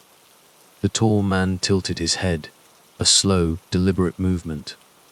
And then I felt it, a strange tug in my mind, as if the air itself had thickened, pressing in on me. My vision swam, the edges blurring. For a moment, I couldn't move, couldn't breathe. Then Ironwood's hand clamped down on my collar, fingers digging into my coat. You and that reporter, he hissed, face inches from mine, spittle flying. You need to quit poking around. You have no idea what you're dealing with. Before I could react, the tall man placed a hand on Ironwood's shoulder, a light touch that seemed to instantly diffuse the sheriff's aggression. Now, Cyrus, he said, his voice smooth, deep, resonating with an unnatural calm. No need for roughness. I believe Mr. Thorn here just needs a lesson in humility. My heart hammered against my ribs. There was something profoundly wrong about him. Too calm, too knowing. The sulfur smell, stronger now, wafted on the wind, making my stomach churn. I ripped myself free from Ironwood's grip, stumbling backward. What the hell is going on? I demanded, but my voice shook. Neither man answered. The tall man just smiled, a slow, unsettling curve of his lips, and tipped his black hat in a mocking salute. In the lamplight spilling from the lodge windows, I caught a clearer glimpse of his face, too perfect, skin flawless, without blemish, yet somehow wrong, like a wax figure, crafted too lifelike. I turned and ran. I heard them calling after me, Ironwood's voice sharp with anger, the tall man's smooth drawl cutting through the wind. But I didn't look back. I scrambled through the snow, desperate to reach the lodge, to warn Vivian. I burst through the lobby door, breathless, adrenaline surging. Vivian stood near the entryway, eyes wide, face ashen. "They took him," she gasped, voice trembling. "Rick. Someone knocked me out. When I woke up, he was gone." I grabbed her arm, pulling her away from the window, away from the darkness pressing in. "Listen," I said, voice tight with urgency. "We're not safe. The sheriff, he's part of it. Whatever it is." Vivian's eyes flashed with a desperate resolve. "We have to find Rick." I wanted to argue, to tell her we needed to run, to flee as far and as fast as we could. But guilt gnawed at me. I'd let Rick into my cabin. I was responsible, at least in part, for this nightmare. Even if I didn't trust him, I couldn't just leave him to whatever hell Ironwood and that black, hatted figure had planned. "All right," I said, the word heavy as a stone in my mouth. "We find him." We gathered our meager belongings, slipped out the back of the lodge, melting into the storm-choked night. Where would they have taken Rick? It was a guessing game. But Vivian, her mind still sharp despite the fear, remembered something from her research. An old mining shack near the base of the hills, a place whispered to be used by unsavory groups. Over the years, luck, or something darker, was on our side. A dusty old pickup truck sat behind the lodge, keys still in the ignition, probably the manager's. We commandeered it. The drive was a white, knuckle nightmare. Dirt roads slick with ice, headlights swallowed by the swirling snow. Every shadow seemed to writhe. Every gust of wind carried a whisper. I kept expecting to see that black, hatted figure materialize in the beams of the truck's lights. But we made it. We reached the old mining site, a cluster of crumbling shacks and rusted machinery, left to rot decades ago. And there, hidden behind one of the dilapidated buildings, Sheriff Ironwood's patrol car. No lights, no sign of life. Vivian gripped her small revolver, the metal gleaming dully in the darkness. I chambered around in my rifle, the click echoing in the oppressive silence. Step by slow, agonizing step, we approached the largest shack. A single lantern flickered inside, casting long, dancing shadows against the warped wooden walls. We pushed open the door and stepped into hell. Inside the shack, lantern light painted a grim tableau. Rick was bound to a rickety wooden chair, his face a bruised and bloodied mess. Sheriff Ironwood and two other men stood around him, their faces hard, expectant. And in the corner, leaning against the wall with an unnerving casualness, was him. The tall man in the black hat. The Black Hat Man, as Vivian had called him. Or the devil himself, as the old whispers claimed. He looked almost bored, arms folded across his chest, eyes glowing faintly in the lantern's dim light, like embers barely clinging to life. A slow, predatory smile played on his two perfect lips. Ironwood spun around as we burst through the doorway, his face contorted in a snarl. He raised his gun, a heavy .357 Magnum, aiming it directly at us. Vivian reacted faster. A sharp crack of gunfire ripped through the shack as her small revolver barked. The bullet grazed Ironwood's shoulder, a thin line of red blossoming on his uniform. He howled, dropping to one knee, the Magnum clattering to the dirt floor. One of Ironwood's men, a burly brute with a shaved head, lunged at me. I sidestepped, adrenaline surging, and brought the butt of my rifle crashing down across his jaw.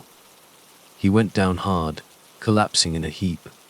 The second man, younger, eyes wide with panic, scrambled for cover behind a stack of rusted mining equipment. Chaos erupted, but the black-hatted figure, he just strolled forward, unfazed. He moved with an unnatural grace, so fluid it seemed his feet barely touched the ground. I tried to bring my rifle to bear, to aim at that too perfect face, but my arms trembled, refusing to obey. My vision blurred again, the same suffocating pressure building in my chest, the air growing thick and heavy around me. "This is a place of sacrifice," the Black Hat Man said, his voice echoing strangely in the confined space, resonating deep in my bones. "And I will have mine." Rick moaned in the chair, straining against his bonds, his eyes rolling wildly in their sockets. Ironwood, still kneeling, his face contorted in pain and rage, pointed his gun at Vivian. "Shoot them. Damn it," he yelled at the younger deputy cowering behind the machinery. "Don't let them leave." But the black-hatted stranger raised a hand, a dismissive gesture. "No need," he purred, his gaze fixed on Rick, those ember, red eyes gleaming with cruel amusement. "The one who made the deal shall suffer first."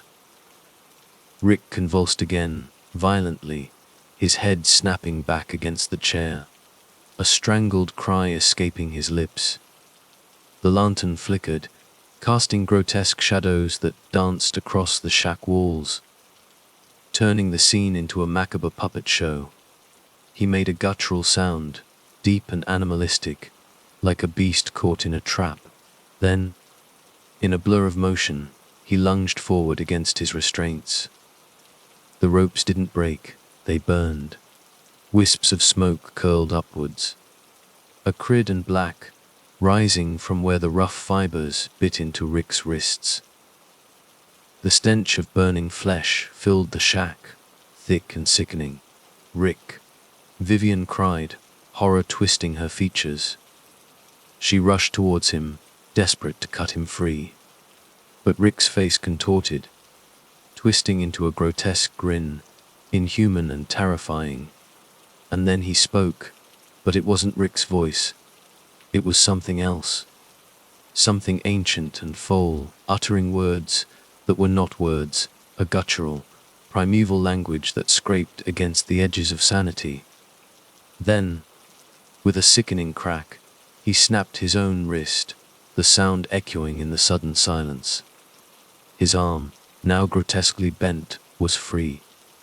And he grabbed Vivian, his hand clamping around her throat with unnatural strength. I tried to raise my rifle, but a gunshot exploded in my ears. Ironwood, scrambling back to his feet, had fired at me. The bullet tore through my leg, a searing line of fire. I stumbled, pain lancing through my thigh, but I returned fire, instinct taking over. My bullet ripped through Ironwood's chest. He staggered back, a wet, gurgling cough erupting from his lips, blood blooming across his uniform. Eyes wide with frantic disbelief as he collapsed. In the sudden confusion, Rick hurled Vivian against the shack wall. She slumped to the ground, dazed, a strangled gasp escaping her lips, and then I heard it laughter. Cold, echoing laughter that seemed to vibrate through the very timbers of the shack. The black, hatted figure. He looked delighted, like he was watching a particularly well-staged piece of theater. "So beautiful," he murmured, his voice laced with dark pleasure. "Watching you destroy each other." Adrenaline surged through me, a desperate, animalistic rush. I lunged forward, fueled by rage and terror, and managed to grab Rick's arm before he could strike Vivian again. He roared, that unearthly sound tearing from his throat. But then, for a split second, something flickered behind those black, soulless eyes. A spark of humanity. Rick's own voice, weak and strained, cut through the demonic growls. "Ears pleaser." Then his eyes rolled back, blackness seeping across them again, extinguishing that flicker of humanity. He pulled something from Vivian's belt, her own knife, a small, wickedly sharp hunting blade. He raised it, the point aimed at my chest. I twisted away, desperate, and the blade carved a deep, agonizing gash across my arm. Pain exploded, hot and immediate. Rick's possessed strength was monstrous, unnatural. He was on me in a flash, pinning me to the dirt floor. The knife raised for the killing blow. I did the only thing I could. My hand scrabbled for my revolver, still holstered at my hip. I drew it, cold steel against my trembling fingers, pressed the barrel against Rick's side, right below his ribs, and pulled the trigger. Once. Twice. His body shuddered, a violent spasm that racked him from head to toe. Then, slowly, heavily, he slumped to the side. The knife clattering from his nerveless fingers, blood staining the dusty ground a dark, spreading crimson. I crawled to Vivian, heart pounding, tears stinging my eyes. She was alive, groaning, dazed but breathing. "We have to get out of here," she mumbled, voice thick with pain and shock. Behind us, Ironwood's men were either unconscious or fleeing into the storm. The sheriff lay sprawled on the dirt, staring blankly at the ceiling, lips moving silently, in prayer or apology, I couldn't tell. The black, hatted figure stood motionless, arms still folded, that amused smile still etched on his too perfect face. "You can't kill me," he said softly, his voice almost conversational. "But you can kill each other. And that is far more entertaining." I managed to hoist Vivian to her feet, my wounded arm screaming in protest. We staggered out of the shack, the wind outside a brutal assault, cutting like knives against our exposed skin. I heard footsteps crunching behind us in the snow, but when I risked a glance back, the black hat man was gone. Vanished. As if the night itself had swallowed him whole. We found Rick's body slumped in the doorway, motionless, eyes wide open, fixed on something unseen, an expression of mixed torment and relief. The ropes still bound him, even with one arm grotesquely freed. He had died in that horrifying, half-possessed state. We stumbled back towards the stolen pickup, leaving the carnage of the shack, the sheriff's body, and the ghost of Rick behind us in the storm. Vivian's face was ashen, tears carving clean tracks through the grime on her cheeks. "I'm sorry," She kept repeating, over and over, a broken mantra of guilt and horror. "I'm so sorry." I had no words to comfort her. I barely had words for myself. We made it maybe 2 miles down the treacherous mountain road before headlights flashed in the rearview mirror, blinding and sudden. My heart leaped into my throat. I braced myself, expecting to see the black hat man, impossibly fast, impossibly there. But it wasn't him. It was a convoy of SUVs, black and gleaming, government plates stark against the snow-covered bumpers. They forced us to the side of the road, tires crunching on the ice. Men in dark suits spilled out, their faces grim and unreadable. One of them, the one who stepped forward, flashed a badge FBI. "Are you Elias Thorne and Vivian Bellwether?" His voice was steady, devoid of emotion. His eyes cold and assessing. We nodded numbly. I was about to launch into a torrent of words, to explain everything, the shack, Rick, the sheriff, him, but he held up a hand, stopping me cold. It was like he already knew. They escorted us to one of the SUVs, the interior smelling of leather and something sterile, metallic. Questions came, rapid fire, precise and probing. "Where were you? What happened? Are there other witnesses?" We answered, Vivian and I, our voices flat, detached, recounting the nightmarish events in the mining shack. They listened in silence, their faces betraying nothing, but I saw the quick, almost imperceptible glances they exchanged, a silent language passing between them. One agent, younger, with haunted eyes, whispered something to another, just loud enough for me to catch. "It's real." And the other hissed back, "Keep it contained." By dawn, we were back at the lodge, the storm having finally exhausted itself, leaving behind a world washed clean and eerily silent. The agents told us to stay put, then vanished as abruptly as they'd arrived, leaving us stranded in the pale morning light. Hours crawled by. Then, a different pair of agents appeared, just as anonymous, just as devoid of warmth. They delivered a carefully rehearsed statement: "Unfortunate gas explosion at the old mine. Sheriff Ironwood and some unknown individuals had perished in the blast." Vivian and I sat in stunned silence in the lodge's deserted dining room, the lie hanging heavy in the air between us. I demanded to see the site, to see something, anything real. They refused, citing safety concerns. When I pressed them about the black hat man, about the impossible things we'd witnessed, they brushed me off with practiced ease. "Local superstitions," one said, a dismissive wave of his hand. "Things get exaggerated in the wilderness." Then, with chilling politeness, they assured us we were free to go. That was it. No comfort, no explanation, no help. Just a clear, unspoken subtext: stop asking questions. Forget what you saw. Vivian's editor, predictably, went ballistic, pulled her out of the Black Hills, threatened to fire her if she pursued conspiracy theories. She left me a note, slipped under my cabin door a few days later. She said she'd never forget, that the images would be burned into her mind forever.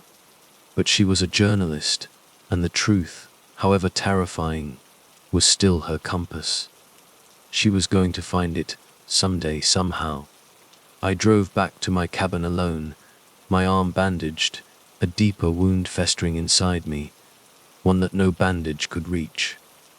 The world felt thinner, somehow, darker, like I'd peeled back a layer of reality and glimpsed something ancient and awful lurking beneath the surface. That first night back, the silence of the wilderness wasn't a comfort anymore. It was a threat. I sat by the fireplace, the flames casting dancing shadows that writhed on the cabin walls, mimicking the horrors I'd witnessed. Somewhere out there, in the impenetrable blackness of the pines, I thought I saw him, a tall figure in a wide, brimmed hat, standing just at the edge of the flickering light, watching. I blinked, and he was gone, but the smell of sulfur lingered, clinging to the air, a phantom scent that wouldn't dissipate. The authorities, predictably, ruled Rick's death a missing persons case. Sheriff Ironwood's death, a tragic accident in a mining explosion. Anyone else who knew the truth, they stayed silent. By choice, or by force, I suspect. The FBI, efficient and ruthless, had tidied everything up, erased the inconvenient evidence, paid off whoever needed paying. The world would move on oblivious.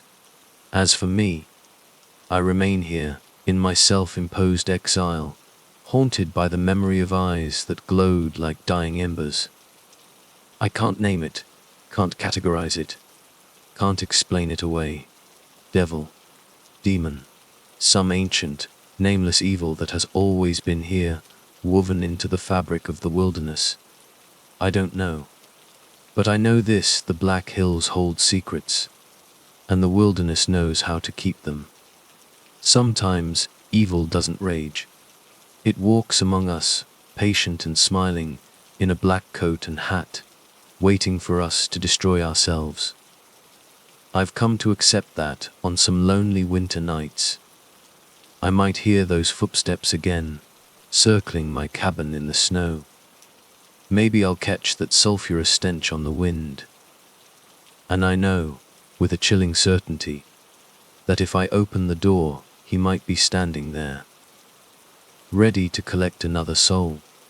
Because once you've seen the darkness that truly lurks in this world, it never really goes away.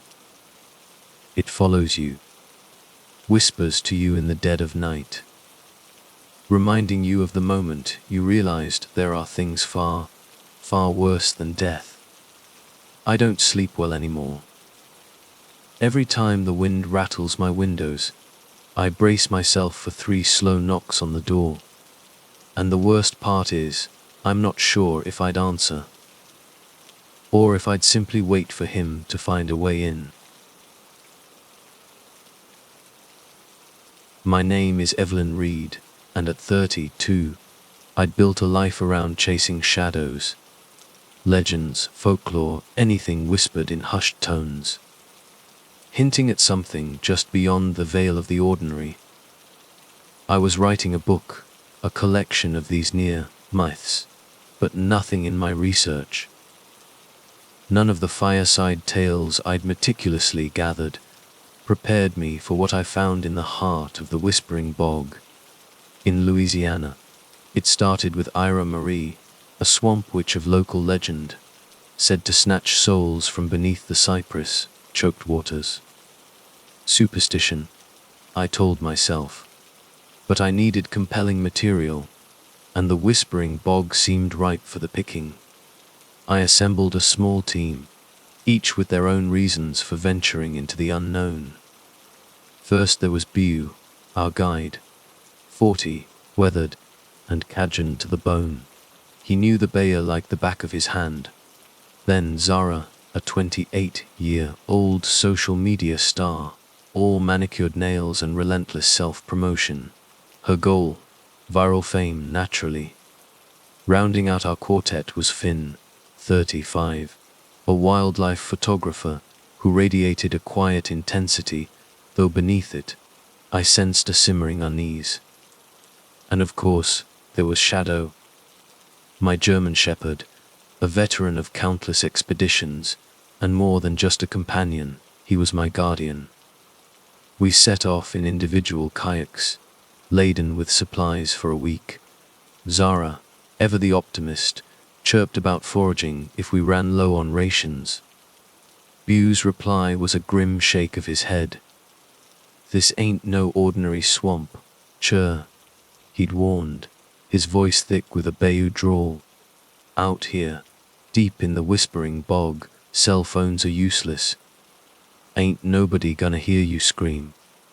And it ain't just gators you gotta worry about. Zara just laughed, the sound brittle in the heavy air. Perfect, she declared, filming herself. My followers eat this stuff up. The first day was deceptively peaceful. The silence of the swamp was what got to you. A thick, suffocating quiet that pressed in on your ears. Cypress knees, gnarled and ancient, rose from the water like silent watchers. Spanish moss hung like ghostly shrouds, draping the branches in heavy, grey curtains. The air itself was a living thing, humid and thick with the cloying sweetness of decay. Paddling through it felt like gliding through a submerged graveyard. That first night, we found a rare patch of elevated land, just enough to pitch our tents. Bew and I set about unpacking, while Zara, ever the content creator, wandered off to capture atmospheric B-roll. Finn, true to form, went in search of wildlife, camera in hand, his movements almost furtive. Shadow stayed close, a dark, watchful presence at my side. He refused to drink the swamp water, even with purification tablets and my filter. Each time he approached the edge, he'd recoil, ears flattened, a low whine rumbling in his chest. Something was wrong. I felt it too. A weight in the air, a prickling unease that raised the hairs on my neck. Zara returned as dusk blurred into night, brandishing a small, crudely carved wooden door. She'd found it dangling from a branch, limbs bound with swamp grass. "Isn't this delightfully creepy?" she trilled, aiming her camera. Bew's face darkened. He snatched the doll, tossing it onto the muddy ground.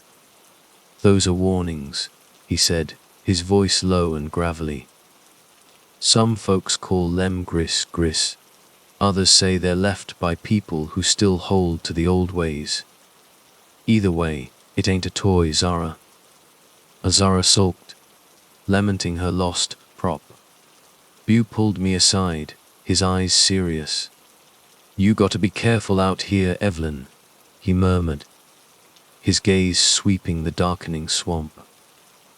"You think you know what you're looking for, but there's real danger in these waters. Traffickers, poachers, even some of the locals wouldn't think twice about hurting you if you stumbled onto something you shouldn't." I nodded, a knot of apprehension tightening in my stomach. I was determined, yes, but not reckless. Local legends were often just that, stories. But Bew's warning, the doll, shadows uneasy, it all chipped away at my initial dismissal. That night, I resolved to be more than just observant, I'd be vigilant. Sleep was fitful. Around 3 a.m., I woke to splashing. Shadow was at the tent flap, a low growl vibrating in his chest, hackles raised. Heart hammering, I unzipped the canvas and peered out. Ripples disturbed the inky black water, spreading outwards, then vanishing. Nothing else. But the feeling lingered. Sharp and cold, something had been there, watching. Morning brought a grim discovery. Bew found footprints near our campsite, narrow, unshod, leading away into the swamp. "Poacher maybe," he muttered, but his eyes held doubt. "Or something else." We packed quickly, a shared urgency propelling us. As we paddled, Finn drifted closer, his face etched with exhaustion, dark circles under his eyes. "Couldn't sleep," he whispered, his voice strained. "Heard voices last night." My stomach clenched. "Voices?" He nodded, rubbing his temples. "Calling my name, telling me to come into the water." I didn't know what to say. Finn was grounded, rational. For him to admit something so unsettling, it was deeply unnerving. We paddled on in silence. the swamp's oppressive stillness amplifying the unease that coiled in my gut. Later that afternoon, we stumbled upon something truly sickening. A dead alligator, sprawled on the bank, its skin meticulously peeled back in precise lines. Not animal predation. Ritualistic. Deep gouges marked its flanks in a deliberate pattern. Bew swore under his breath, a string of Cajun French. Zara, predictably, began filming, her earlier bravado replaced with a morbid fascination. Finn stared at the carcass, visibly shaken. "What did this?" Zara asked, zooming in on the gruesome display. Bew's gaze swept the surrounding trees, cautious. "Not a what, chur, a who, humans. And not just some fishermen neither." The air thickened with a palpable sense of danger. We pressed on, determined to find solid ground before nightfall, a camp far from whatever had done this to the alligator. By evening, we found it a dilapidated shack, half submerged in the marsh. The door hung askew on rusted hinges. Chains, thick with rust, were bolted to the interior walls. Inside, scattered across a rotting table, were Polaroid photos, stained with mold. Most were too water, damaged to decipher, but I could make out shapes, faces, contorted, bound, shackled. Distorted, yes, but undeniably human. A chill deeper than the swamp air ran through me. Bew shook his head, his voice low. "Told you there were real dangers here." Regret gnawed at me. Bringing them here, this deep, it felt reckless now. But turning back meant 2 days of paddling, and night was closing in. We were trapped. We had no choice but to camp near the shack, a decision none of us felt good about. That night, Zara vanished. I jolted awake to thrashing outside the tent. Shadow was going ballistic. Barking, hackles raised, a frenzy of canine alarm. Bew emerged from his tent, flashlight beam cutting through the darkness. Finn was kneeling by the water's edge, his voice hoarse, yelling Zara's name. Her tent was empty, sleeping bag tossed aside. Camera abandoned in the mud, still recording. I grabbed the camera, fumbling with the playback. The flickering green of night vision filled the tiny screen. Zara, whispering to the lens about insomnia, a noise off screen drawing her attention. The camera panned shakily across the campsite. Then, a shadow lunged into view, thin limbs. A hunched shape, a flash of dripping hair, then static. The recording cut out. We fanned out, shouting Zara's name. Flashlights slicing through the darkness. Shoreline, shack, underbrush, nothing. She was gone. Vanished. Like the swamp itself had swallowed her whole. Finn's voice trembled as he recounted what he'd seen. I woke up, she was standing by the water. Thought she was just filming again. Then something rose out of the swamp. Grabbed her.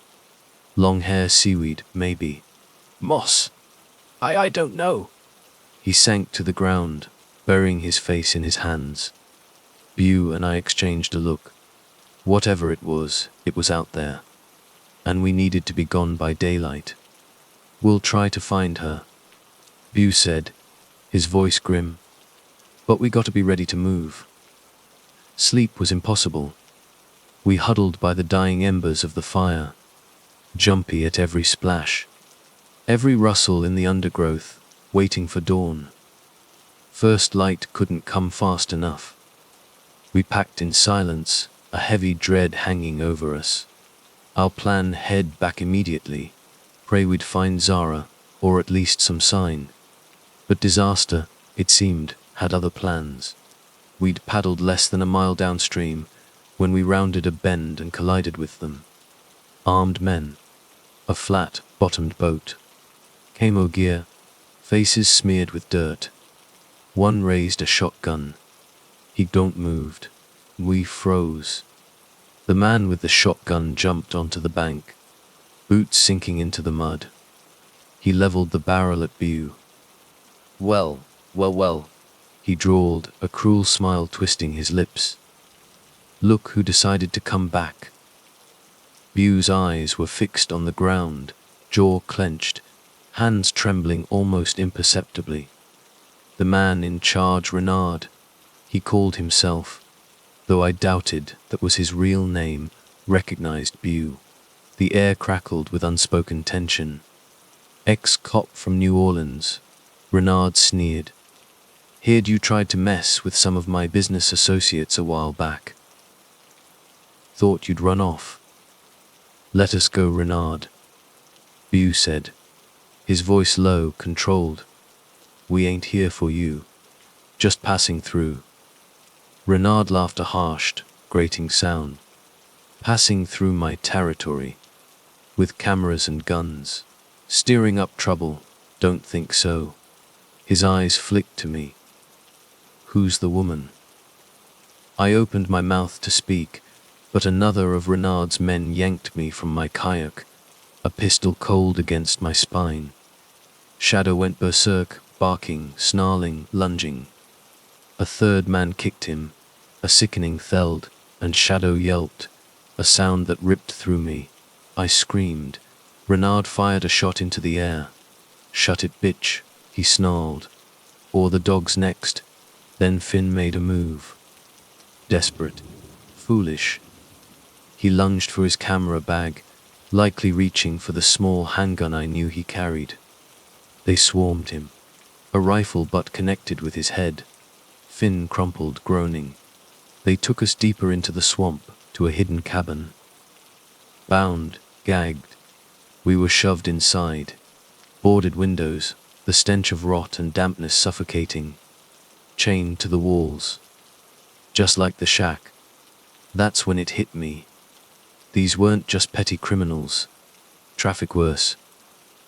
Renard removed Bew's gag first. "You cost me a lot of money back in the day, detective," he spat. "Now I get to settle that debt." He produced a collection of tools, knives, pliers, things that glinted ominously in the dim light. My stomach lurched.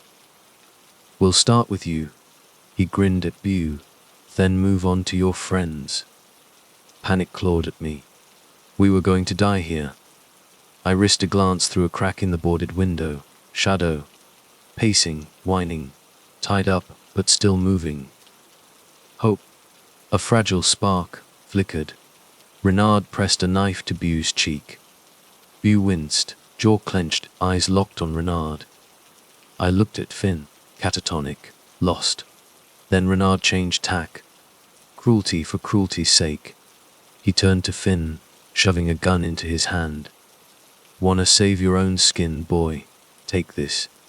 He forced Finn's fingers around the grip. "Kill the ex-cop. Maybe, just maybe I'll let you and the woman live." I stared at Finn, shaking my head, pleading with my eyes. "No." He looked from the gun to me, tears welling. A silent scream in his gaze. I tried to speak through the gag, but only muffled sounds escaped. He began to tremble, a violent, uncontrollable shudder. "Don't do it," I wanted to scream. "There's another way." But in that moment, something shifted in Finn. His breathing became ragged, shallow. His eyes, they changed. Dilated, unfocused, then something else. His voice, when it came, was a guttural rasp, not Finn's voice at all. "I have too," he choked out, as if possessed, fighting against an unseen force. And then, before any of us could react, he raised the gun and pulled the trigger. Bew jerked, a crimson bloom spreading across his chest. My scream ripped through the gag, a sound of pure, unadulterated horror. Time seemed to warp, distort. Renard laughed, a sharp, chilling sound. He hadn't expected Finn to do it. Well, he chuckled. "That was easier than I thought. Now, let's see what use you got left, huh?" Shock paralyzed me. Tears blurred my vision. Bew lay still, lifeless on the cabin floor. And then the swamp reacted. A thunderous roar erupted outside, like a dam breaking. 1,000 gallons of water surging at once. Renard and his men froze, startled. One ripped a board from the window. He recoiled, eyes wide with terror. "Water's rising," he sputtered, his voice cracking. We'd been on solid ground. Now, the swamp was surging, flooding the area at an impossible rate. Renard barked orders, 2 men scrambling to the door. Through the cracks, I saw them sloshing through knee-high water. They turned back, shouting about debris swirling in the water. Then screams. Splashes. Screams cut short. Frantic thrashing. Renard dashed out to see for himself, cursing as the water reached his waist. I thrashed against my chains, the metal biting into my wrists. Wetness on my left hand, blood. Swit, I wasn't sure. Suddenly, Shadow's barks turned to high-pitched whimpers, then silence. Terror, cold and sharp, pierced my heart. Guilt washed over me.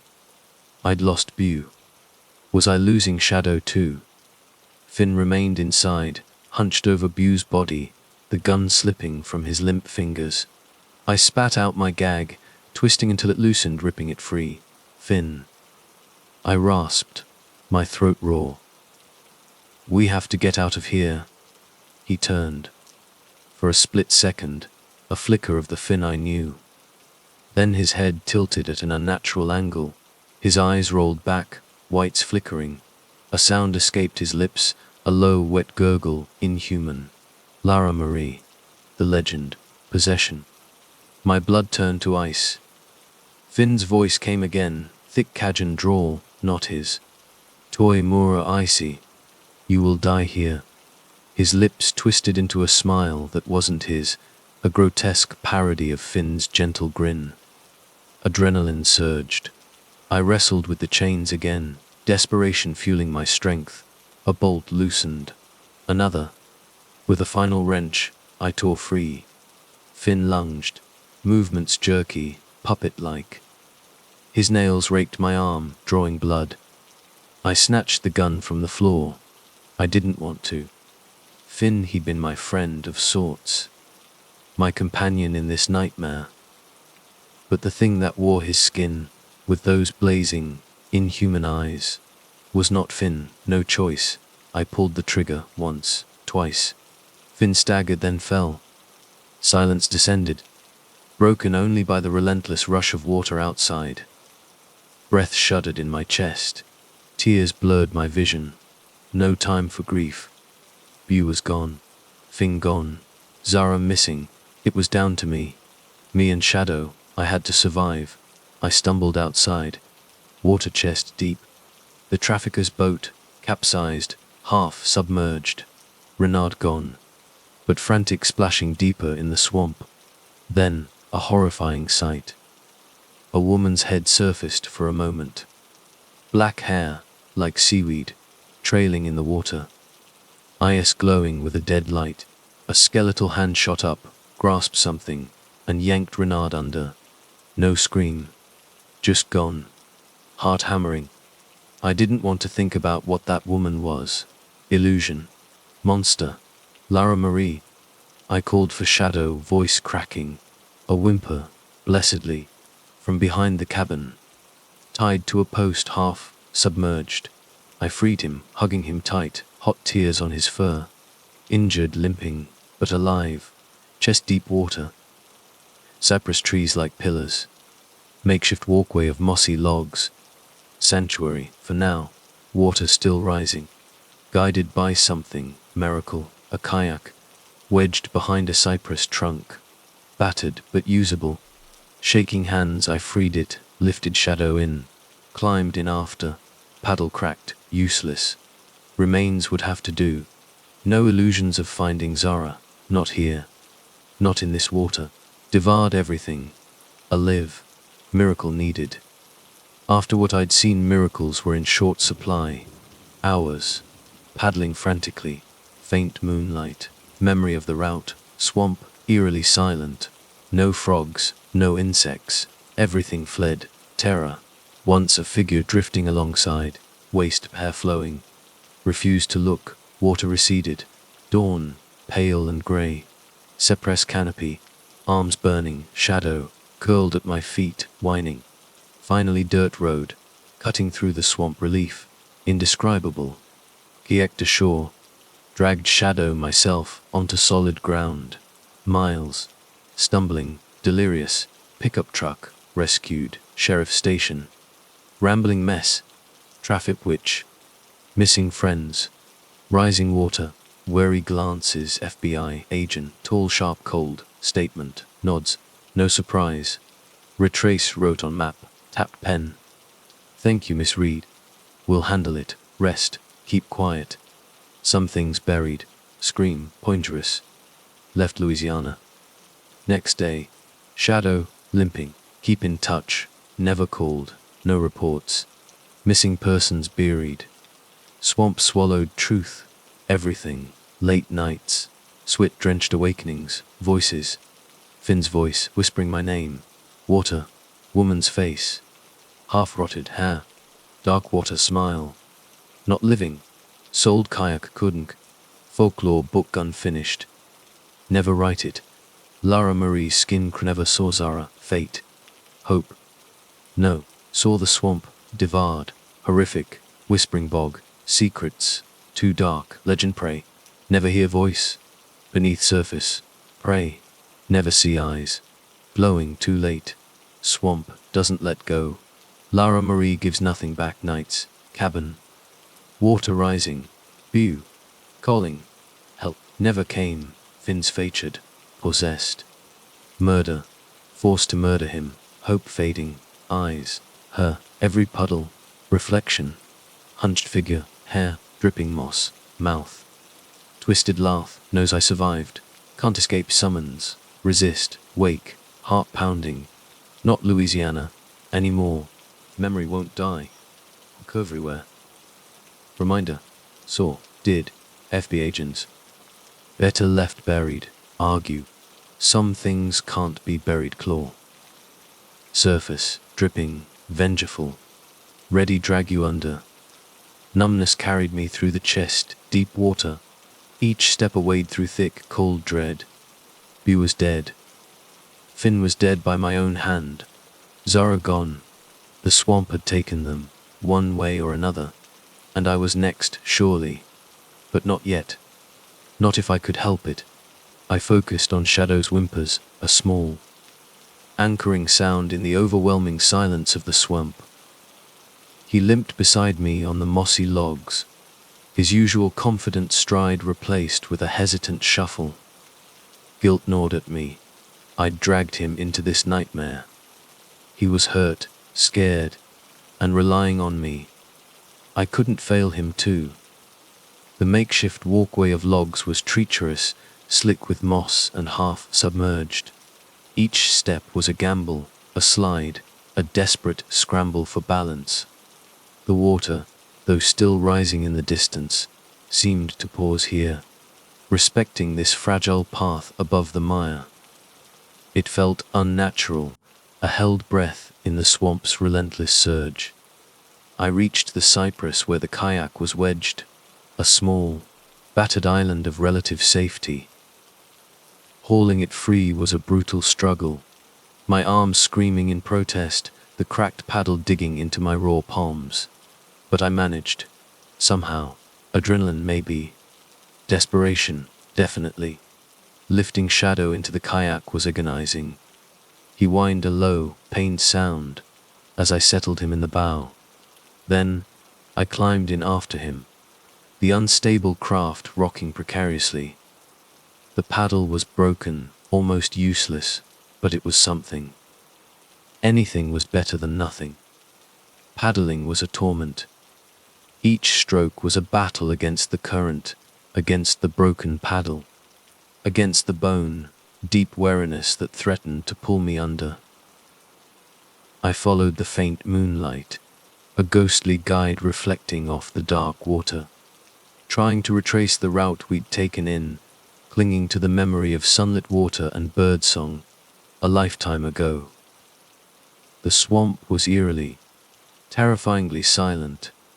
The usual chorus of frogs and insects, the rustling life of the marsh gone, vanished, as if everything had fled, seeking refuge from whatever had unleashed the flood, whatever hunted in the rising water. The silence itself was a presence, heavy and expectant, like the swamp was holding its breath, waiting. Then I saw it, or thought I did, a shape, drifting alongside the kayak, submerged to the waist, hair flowing across the surface like dark weeds. My breath hitched. I forced myself to look straight ahead, paddle digging deeper, faster, ignoring the phantom presence in my peripheral vision. Imagination, exhaustion, fear, it had to be. But the cold prickle on my skin, the instinctive terror that seized my heart, it felt undeniably real. Hours blurred, paddling, silence, the phantom presence, the gnawing fear. Exhaustion became a physical ache, settling deep in my bones. Shadow lay curled in the kayak bow, whimpering softly, a small, furry weight of comfort and responsibility. Then, through the cypress canopy, a faint grey line appeared on the horizon. Dawn. Weak, but dawn nonetheless. Hope, a fragile tendril, unfurled in my chest. The water around me began to recede, slowly, grudgingly, as if whatever force had raised it was now satisfied. Or gone. My arms burned, muscles screaming with every stroke. Shadow was still quiet, his breathing shallow. But we were moving. Towards something. Away from that. Finally, through the thinning trees, I glimpsed it. A dirt road, cutting through the swamp, a rough, uneven scar in the wilderness. Solid ground, salvation. Relief surged through me, so potent it almost buckled my knees. I paddled with renewed frenzy, ignoring the pain, the exhaustion, the lingering terror. I dragged the kayak as far ashore as I could manage, then collapsed onto the muddy bank, pulling Shadow with me. Solid ground, rough, damp, but solid. I lay there for a long moment, gasping, trembling. The kayak rocking gently in the receding water, Shadow a warm weight against my side. Then I forced myself up. We weren't safe yet, not truly, but the road, it was a path out. I stumbled along it, Shadow limping beside me, mile after mile. Delirious with fatigue, the world swam in and out of focus. Sunlight, weak and watery, filtered through the trees. Sounds of the swamp, tentative at first, then growing stronger as the unnatural silence receded. Life returning, but not for Bew, not for Finn, not for Zara. Then, the sound of an engine. Faint at first, then growing louder, a rumble that vibrated through the ground, through my bones. A pickup truck coming towards me. Salvation again. Real, tangible salvation this time. It stopped beside me, a battered, mud-caked Ford. A man in a faded baseball cap leaned out the window, his eyes widening as he took in my appearance. Mud, plastered hair, ripped clothes, sweat and swamp grime streaking my face. Shadow, limping, panting, his fur matted with mud. "You all right?" His voice, rough but laced with concern. I tried to speak, to explain, but the words came out in a jumbled rush, a rambling, incoherent mess. Swamp cabin, water, friends, traffickers. Witch in the swamp, missing friends, rising waters. It all tumbled out. A chaotic torrent of terror and grief. The man's brow furrowed. He exchanged a wary glance with the woman in the passenger seat. Local deputies, I realized, by the uniforms just visible beneath their jackets. One of them, the woman, reached for a radio. "Dispatch," she said, her voice calm, professional, while her eyes remained fixed on me, assessing, questioning. "We got a situation, looks like we found someone out on County Road of 20. Says she came out of the Whispering Bog, needs assistance." Assistance. That was one word for it. They helped me into the truck, Shadow nudging close, a silent, unwavering presence. As we drove away, leaving the dirt road, leaving the swamp behind, I looked back, one last glance at the cypress trees, at the dark, still water, the Whispering Bog. It held its secrets close, and it had taken its due.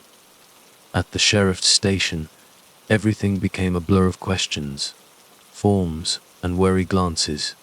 The local deputies listened to my disjointed story, their expressions shifting from concern to something else, disbelief, skepticism.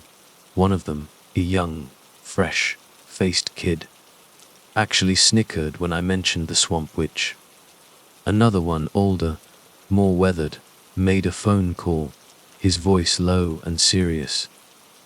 "FBI, I heard him say, or thought I did." By the time the agent arrived, hours later, the atmosphere in the small station had shifted. The deputies were polite, but distant, their eyes holding a strange mixture of pity and something else. Fear. Contempt. They looked at me like I was insane, a swamp-addled lunatic who'd stumbled out of the wilderness with a tall tale. The FBI agent was tall, sharp-featured, his demeanor coolly professional. He introduced himself, his name a bland, forgettable syllable. He listened to my statement, his expression unchanging, nodding occasionally, pen scratching on his notepad. Not once did he betray surprise, disbelief, or even interest. It was as if he'd heard it all before, or expected to. He asked me to retrace our route on a map, a large, detailed chart of the Whispering Bog. My finger trembled as I pointed out the campsite, the shack, the cabin. He tapped his pen on the table, his gaze steady, unreadable. "Thank you, Miss Reed," he said finally, his voice flat, devoid of emotion. "We'll handle it from here. I suggest you get some rest, and keep this incident to yourself. Some things." He paused, his eyes narrowing slightly, "are better left buried, like Bew, like Finn, like Zara, swallowed by the swamp, like the truth." Rage flared, hot and sudden. People died. I wanted to scream. My friends are missing. There's something evil out there, in those waters, but something in his gaze, quiet, calm, unwavering, stopped me. Pointless. Dangerous. Telling him more would be like shouting into the void. Or worse, like inviting that darkness to follow me out of the swamp. I left Louisiana the next day, Shadow limping faithfully beside me. They said they'd keep in touch. Lies. No one ever called. No official reports surfaced in the news. Weeks later, I obsessively searched online, digging for any mention of missing persons in the Whispering Bog, any hint of the traffickers, any whisper of her. Nothing. Everything buried. Inconclusive. As if the swamp had swallowed the truth whole, just as it had swallowed everything else. Home.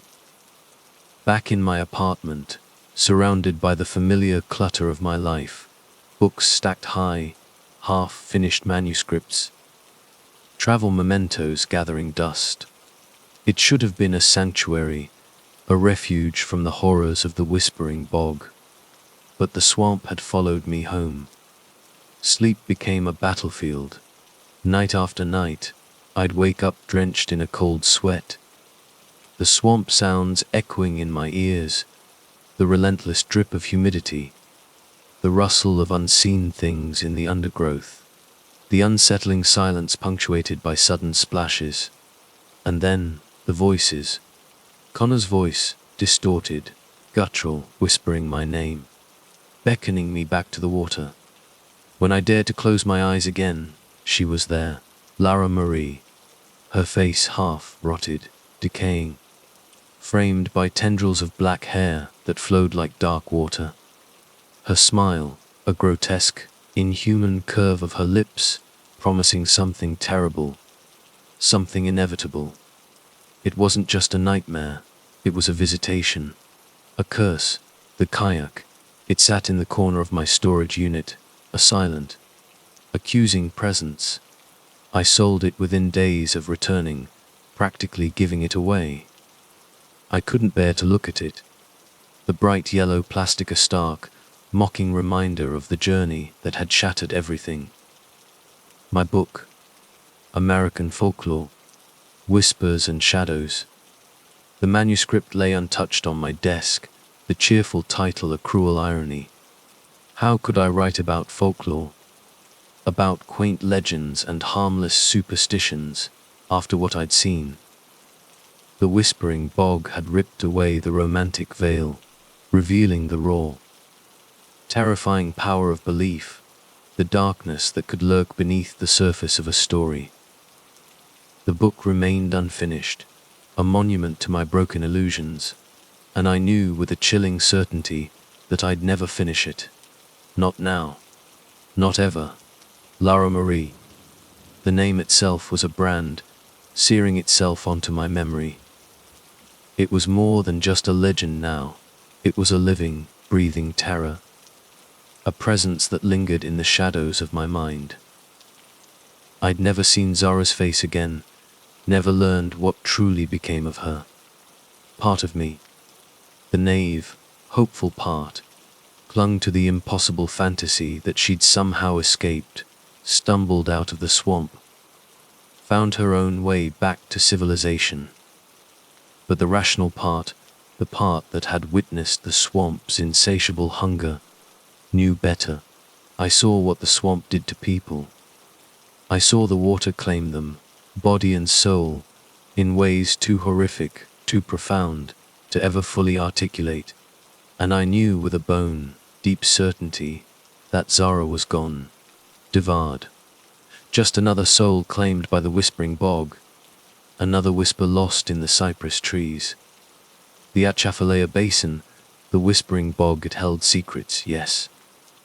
Secrets too dark, too ancient, for any legend to truly capture.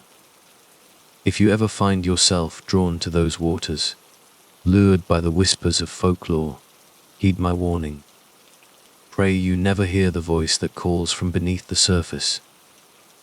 Pray you never see those pale, glowing eyes, because when you do, it's already too late. The swamp doesn't let go of its own, and Lara Marie, she doesn't give back what she's taken. That night, those nights, they replayed endlessly in my mind, a gruesome loop of terror and loss. I still dreamt of the cabin, the water rising, inexorably, impossibly. Sometimes, in the suffocating darkness of my apartment, I'd hear Bu's voice, faint and desperate, calling out for help that never came, a phantom echo swallowed by the swamp. Sometimes, I'd see Finn's tortured face, contorted, possessed, his eyes filled with a malevolent force not his own, forever frozen in that moment of forced betrayal, of murder, before I was forced to murder him. But most of all, I saw her, Lara Marie, in every puddle, every reflective surface, every darkened window pane. A hunched figure, glimpsed at the edge of my vision, hair like dripping moss, mouth twisted in a silent, knowing laugh, as though she knew I'd survived, but could never truly escape. And I'd wonder, in the cold, heart-stopping terror of those waking nightmares, if one day that silent laugh would turn into a summons, a voice too compelling, too ancient, to resist. I'd wake heart pounding, sheets soaked, the phantom scent of decay clinging to the air.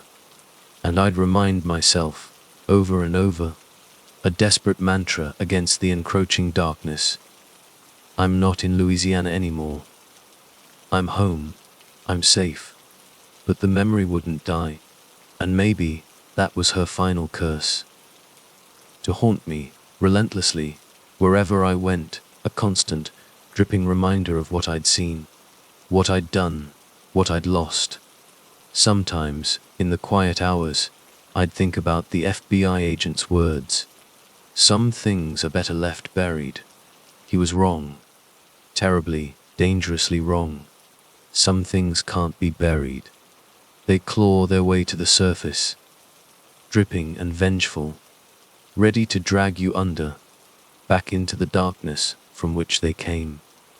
And the whispering bog, it never truly lets you go. Not if Lara Marie has claimed a piece of you for her own. Days bled into weeks, weeks into months. Life, in its relentless, mundane way, went on.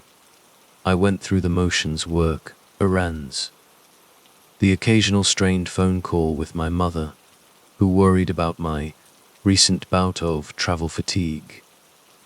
Travel fatigue. A laughless chuckle escaped my lips. If only she knew. Outwardly, I might have seemed to be recovering.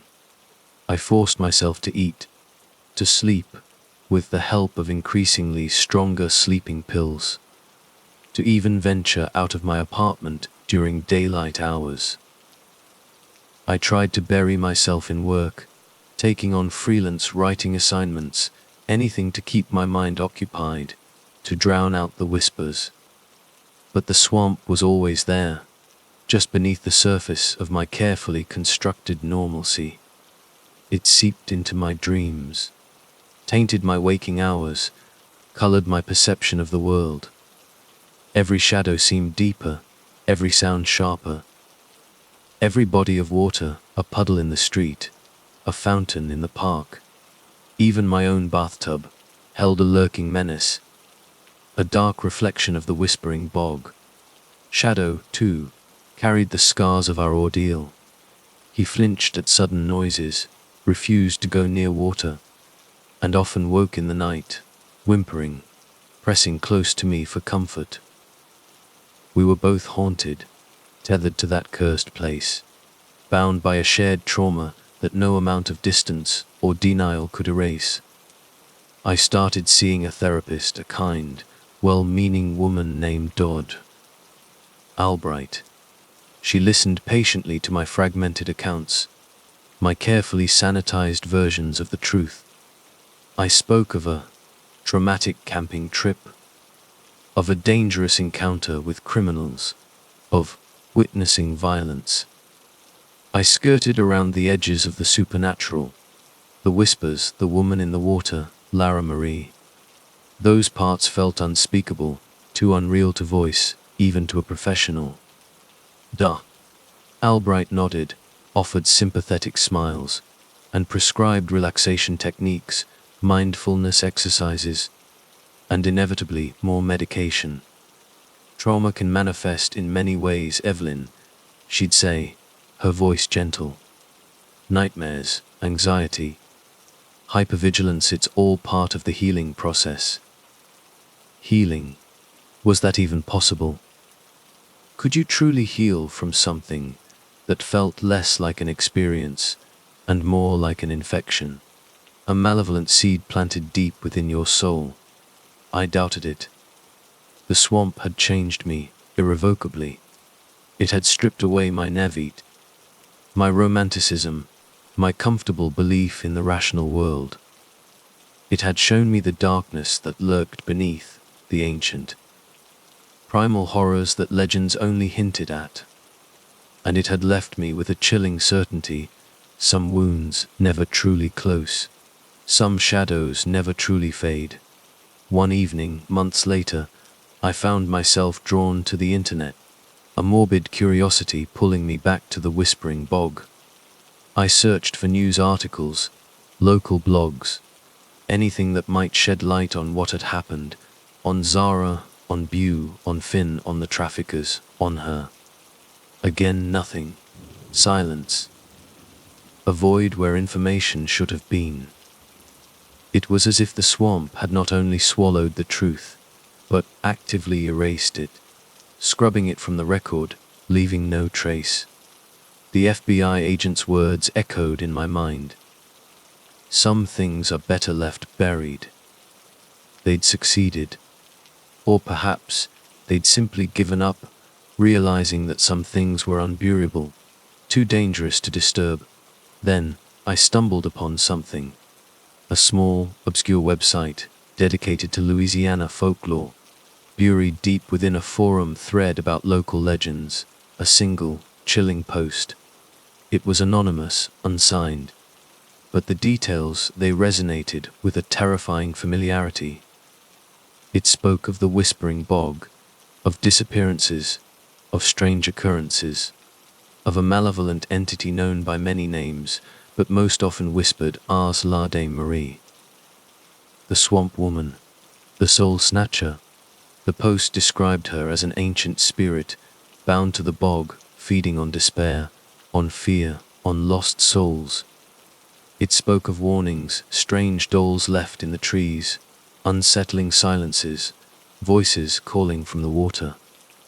It spoke of the water itself, rising and falling at her command, a weapon, a shroud, a devouring force. And then, the final lines, etched in stark, chilling simplicity. If you hear her voice, it is already too late. If you see her eyes, she has already claimed you. My blood ran cold. La Dame Marie. Lara Marie, different names, same entity. The legend was real, more terrifying than I could have ever imagined.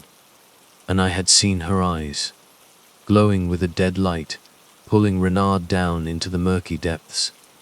Had she claimed me too? Was that why the nightmares persisted? Why the whispers haunted my waking hours? Why the swamp clung to me, even here, miles away, in the sterile safety of my apartment? The post ended with a chilling warning, a piece of local law, passed down in hushed tones. To escape her, you must forget her. Erase her name from your memory. Never speak of her again. For as long as you remember, she remembers you. And the swamp, it always remembers. Forget her. Erase her. Impossible. She was burned into my soul, etched onto my nightmares, a permanent resident in the haunted landscape of my mind. And the swamp, it remembered. I could feel it, a cold, insidious presence, a whispering tendril reaching out from the darkness, across the miles, across the months, claiming me, slowly, inexorably, for its own. Sometimes, late at night, when the city noises faded and the silence of my apartment pressed in, I'd swear I could hear it. The whisper, faint at first, barely audible, then growing stronger, closer, a guttural Cajun drawl, not views, not fins, but something older, something darker, something other. Evelyn, come back to the water. And in those moments, terror would seize me, cold and paralyzing, and I'd know, with a chilling certainty, that the whispering bog was not just a place. It was a state of mind, a curse. And Lara Marie, she wasn't just a legend. She was a promise of darkness, of loss, of being swallowed whole. And one day, I feared, that promise would be kept. One day, the whispers would become a summons I couldn't resist. And I would go back to the water, back to the whispering bog, back to her. Because the swamp, it never truly lets go. And Lara Marie, she always gets what she's taken.